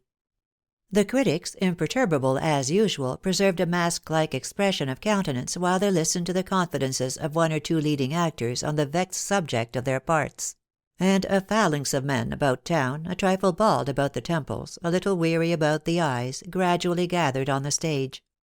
All these exquisitely dressed individuals addressed the actor-manager as Duncan, pressed the hand, while they whispered a compliment into the ear of Miss Lalage Lee, and then distributed themselves among the society dames who graced the scene with their presence. Meanwhile the heat was stifling, and the footlights below, with the electric lights in the flies, cast an unbecoming radiance on many a dyed head and wrinkled visage. In the distance a middle-aged and faded woman, covered in diamonds, had engaged Mr. Clive in close confabulation. "That's Mrs. Stanley Goring. Good family, rich, nice husband, but goes in for the stage, don't you know?" whispered Lady Susan. "She's never happy unless she's got Duncan to lunch or supper." A buffet had been hastily erected by a dozen men in theatrical livery, and here cabinet ministers, fashionable doctors, blonde Drews, white-headed generals, eminent tragedians, and the press scrambled for champagne bottles, sandwiches, and cigars. A stout, red-faced man who looked like a navvy in evening dress was surrounded by a little court, all anxious to hear what he said. "That is Brown, the Stock Exchange speculator," continued Lady Susan. "He makes corners in things, and people want to know which way the wind's going to blow. I'm just going to make love to him myself. I want a straight tip about Lake Shores. There's Percy Whitemore, the young man from the Thalia. Never mention the stage if you talk to him, my dear. Always discuss horses. He likes to be taken for a cavalryman." Meanwhile Mrs. Duncan Clive, in a drab silk gown, hovered vaguely, with an apologetic smile, in the background, and a gallant old general who was devoted to the stage surprised her very much by detaining her in conversation. Miss Montmorency, who it was supposed had not only a past but a present, had swept out smothered in a fur pelisse and point lace directly the play was over. As Lady Susan had predicted, Miss Lalage Lee was the only actress there. For the daughter of an eminent ecclesiastic, I must say that Miss Lee displayed a considerable knowledge of the ways of an effete and over-civilized world. She was a very pretty woman, even with that flaunting dab of rouge on each cheek and those deep blue smudges around her eyes; even with that fixed conventional smile and that languorous professional glance. Already a little circle of men surrounded her, so that it was almost impossible to approach, but it was to Mr. Brown, the Stock Exchange magnate, that she seemed to have most to say. One heard her inquiring feverishly about Brighton A's, and expressing doubts about the future of Grand Trunks. She wished to be well, too, with Mrs. Stanley Goring, and detained that lady's hand in her own while she shot several killing glances over her shoulder at the critic of the Daily Telephone. Mr. Duncan Clive had pressed my hand and murmured something pretty when I arrived, but he had not yet found time to come and speak to me. I do think this sort of thing is overrated, don't you? I whispered to Christina. They were bringing on a fresh supply of champagne now, and the men were beginning to smoke and tell stories. The smart women were slipping out with their young daughters through the flapping canvas doors. Father thought it was time to go, and so did I. Picking up our skirts, we stepped cautiously along the dusty world behind the scenes, threading our way through virgin forests, dungeon walls, and flowering June meadows to the stage door. It was pitch dark, but we could see outside stood a neat brougham and a man's back. The back, as we emerged into the street, turned out to be that of Mr. Duncan Clive. With the grease paint still on his lips, my idol was imprinting a farewell salute on the bismuth-whitened arm of Miss Layledge Lee, who laughed as she slammed the carriage door. It was an evidently not unrehearsed stage idol. End of chapter 12. Christina, I said thoughtfully one day when we were alone, you are a young woman of sense and observation. Did it not occur to you when Mr. John Ford dined here last night that he had the cachet, the unmistakable appearance of a husband? What do you mean, Peggy? What ridiculous notions you always have! Why, everybody knows that John Ford is not and has never been married. Oh, that's nothing, I retorted. I tell you he was born to be henpecked, and to have a carriage with fat horses, and never drive in it, and to pay long, expensive milliner's bills. The man looks like a husband. Some men don't, and never will. Let them marry 3 times, and they never look as he looks. Well, he hasn't shown any indecent haste about taking a wife, said Christina. He must be every day of 50. No, I said meditatively. He is 46. Mettons 46. He likes French cooking and Italian operas, dear old fossils like the Trovatore and the Traviata. He is slightly rotund, he will give his wife a great many diamonds, and he will probably want to live in Prince's Gate. Now, if I were to marry a stockbroker, I would never wear diamonds. It is so like the city to wear diamonds. As a mere matter of taste, I should have nothing but sapphires and pearls. And I should draw the line at Prince's Gate. As you have only seen the man twice in your whole existence, I don't think you need to disturb yourself about the locality you will inhabit with him, just yet. Christina, don't interrupt my daydream. As a matter of fact, I should insist on Mayfair. Not Charles Street, it's too gloomy, nor South Audley Street, it's too noisy. But say, Park Street, or one of those cozy little cross streets, a red house with a white door and copper fixings. Brass would be more appropriate for you, my dear girl, said Christina sententiously, and then the thing slipped from my memory as the butler brought up a bunch of orchids from Mr. Van Schuyler and a letter containing an invitation to dinner with Mr. Julian Clancy. John Ford, the well-known stockbroker, had made his first appearance in our house about a fortnight before. He had been brought to the studio by a pretty showy Jewess who was a great admirer of Father's, and who liked to run in and out at all hours and bring whom she liked. He was tall, broad-shouldered, and clean-shaven, and had bright blue eyes set in a square face, a face which was red all over. He was not quite ugly, but his manners were odd. He was very silent. If he did speak, it was principally of "huntin' and shootin'," but when he left the house he was the possessor of Father's new Academy picture, for which he had offered, in an off-hand way, in a distant corner, the sum of £1,500. The next time we saw him it was at dinner, at one of our big dinners. It was one of those nights when I am simple and natural, and my frock happened to be one of those white, soft, fluffy things which cost a small fortune and look so inexpensive. At first the conversation did not flourish, but Mr. John Ford looked furtively and approvingly out of the corner of his eye as he ate his soup. "Nice little frock," he said at last. "Like to see little girls in white. Ought always to dress in white." And this was the first and last occasion on which Mr. John Ford has ever paid me a compliment. Talking, as I have said, was somewhat hard work, but before the dinner was over he had told me the most of his tastes and predilections. In a world where we change our idols every 6 months, it was refreshing to find anyone with simple, old-fashioned tastes, a liking for pictures with sunset skies and waxen-faced maidens, for love stories which end happily, and for oleaginous Italian melodies. These were the things in fashion in Mr. John Ford's heyday of youth, and they suggested a capacity for fidelity which was encouraging. And such is the adaptability of woman and the egoism of man that before we left the dinner table Mr. Ford was convinced that I cared for these things also. But it was not of Academy pictures and 3-volume novels that I wished to talk with Mr. John Ford. Contangos, debentures, bears, and bulls have always been words of strange fascination for me, probably because I am totally ignorant of everything that goes on in the city. It came over me like madness that I wanted to have a little gamble, and Mr. John Ford offered to give me a straight tip, as he called it, about Patagonians. And I, who never possessed more than £1 10s. Altogether during my whole life, felt quite dissipated and worldly and reckless as we discussed the little flutter which I was to undertake. There is hardly anything so infectious as the disease of gambling. For the rest of the evening Mr. John Ford did not come near me, but Christina admitted afterwards that he was watching me all the time. And when he left I was told that my financial affairs were to be seen to at once. How excited, how dissipated I felt! During the next few days I received several business-looking blue envelopes in Mr. John Ford's handwriting, in which I was informed that Patagonians were dull, and afterwards that there was a boom in the same financial commodity, and then again that a fall was expected soon, to be followed by a rise, all of which was Greek to me, but which sounded very reckless. But one day, a week later, I had a shock which will always be a date in my history. Christina and I were sitting alone over the teacups. A blue business-looking envelope was once more served up on a silver tray. I began to feel like a Rothschild or a Baring.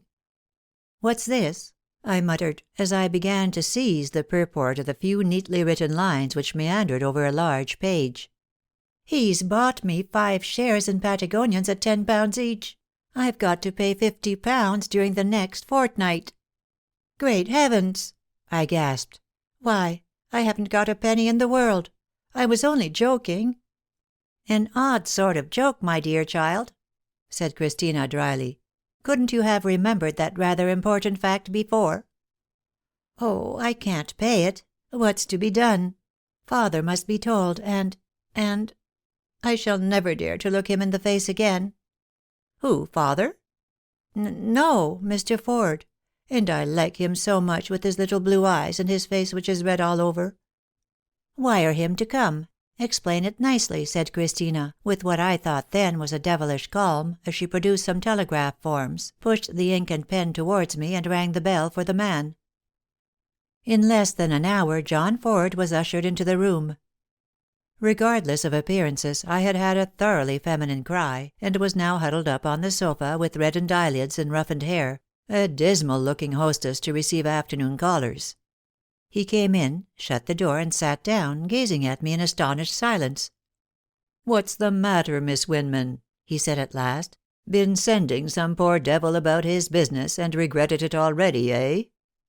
"No, no. I never send anybody about their business. I hate business anyway. And oh, why did you buy all those shares?" "All those shares? Why, I only got you £50 worth. I've just bought £6,000 worth myself." "But I haven't got it, and I can't get it. I've counted my money carefully, and I find I possess exactly £1 5s. 7½d." John Ford laughed. "Well, I think I can manage to get rid of 'em for you. In fact, I know a chap who wants 5 more. To anyone not blinded by financial terrors, the little subterfuge must have been palpable. As it was, I never saw it till long afterwards. "Do you really know of someone who wants them?" "I think you are an angel," I said fervently. John Ford blushed redder than ever, and just for a minute there was an embarrassing silence. We did not mention Patagonians again, and yet he stayed quite a long time that afternoon. At parting we looked straight at each other, and I knew from that minute forward we should be firm allies. There has never been a moment's doubt from that day that we should get on. 6 months have gone by since that day, and lots of things have happened. Everyone in the house is very nice to me just now. Father calls me every minute into the studio to ask my advice. Mother, dear mother, looks at me solicitously and follows me about the house with a biscuit and glass of port wine. Christina slips out of the room when the doorbell rings. Nobody contradicts me. It reminds me of once long ago when I was ill. And to be sure I am tired, very tired. Such quantities of gushing notes arrive by every post, which all require an enthusiastic answer, and large brown paper parcels with many wrappings which have to be undone. I might be qualifying for the treadmill, I have tramped so often up the bare staircases of empty houses where elderly ladies, smelling of gin and water, implore me to convince myself how excellent are the dustbins, and what convenient linen cupboards there are next to the garrets. I bring home racking headaches from emporiums in the Tottenham Court Road, whence I emerge having ordered Louis XVI clocks for all the servants' bedrooms, and the particular shade of blue which I detest for the dining-room chairs. Other days, it is true, I slink out of the shop with the excuse that the drawing-room carpet which I have been choosing for the last 2 hours is for a friend, and that nothing can be decided without consulting her. But this transparent fabrication is invariably received with looks of withering scorn by the shopman in attendance.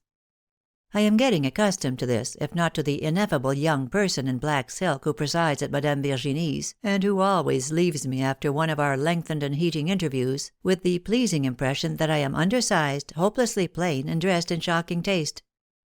Her piercing black eyes look me through. They discover the weak points in the cut of my nethermost petticoat, and I dare swear, if the truth be told, that she is perfectly aware that I have a small hole in the heel of my stocking.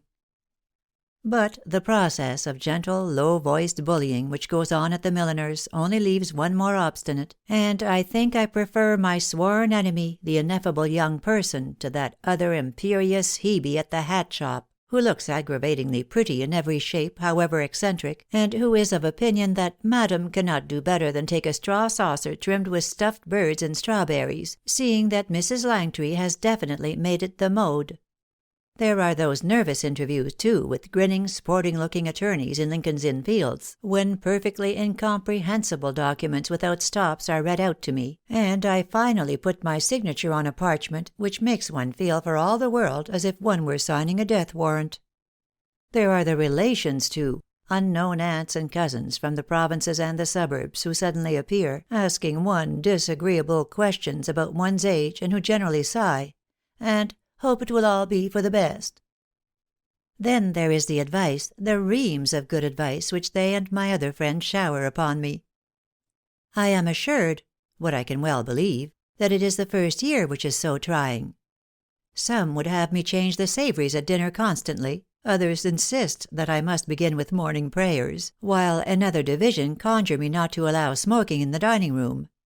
I am implored not to object to clubs, am warned about pretty parlour-maids, am told not to be too credulous, and am supplicated not to show signs of jealousy, as being quite out of date. A few pray me to be tolerant of old friends, race-meetings, and cigarettes; while many more urge me to keep an observant eye on sisters-in-law, cheque-books, and bills. There is all this, and, as a final blow, there is the mackerel kettle. I think, on the whole, the mackerel kettle has given me more weary days and sleepless nights than any other article I have had to procure. In every book on furnishing we find the mackerel kettle placed foremost in the list of indispensable things. In no illustrated catalogue of ironmongery is a tempting little woodcut of a mackerel kettle omitted, and yet in the flesh, or rather in the metal, the mackerel kettle forever eludes us.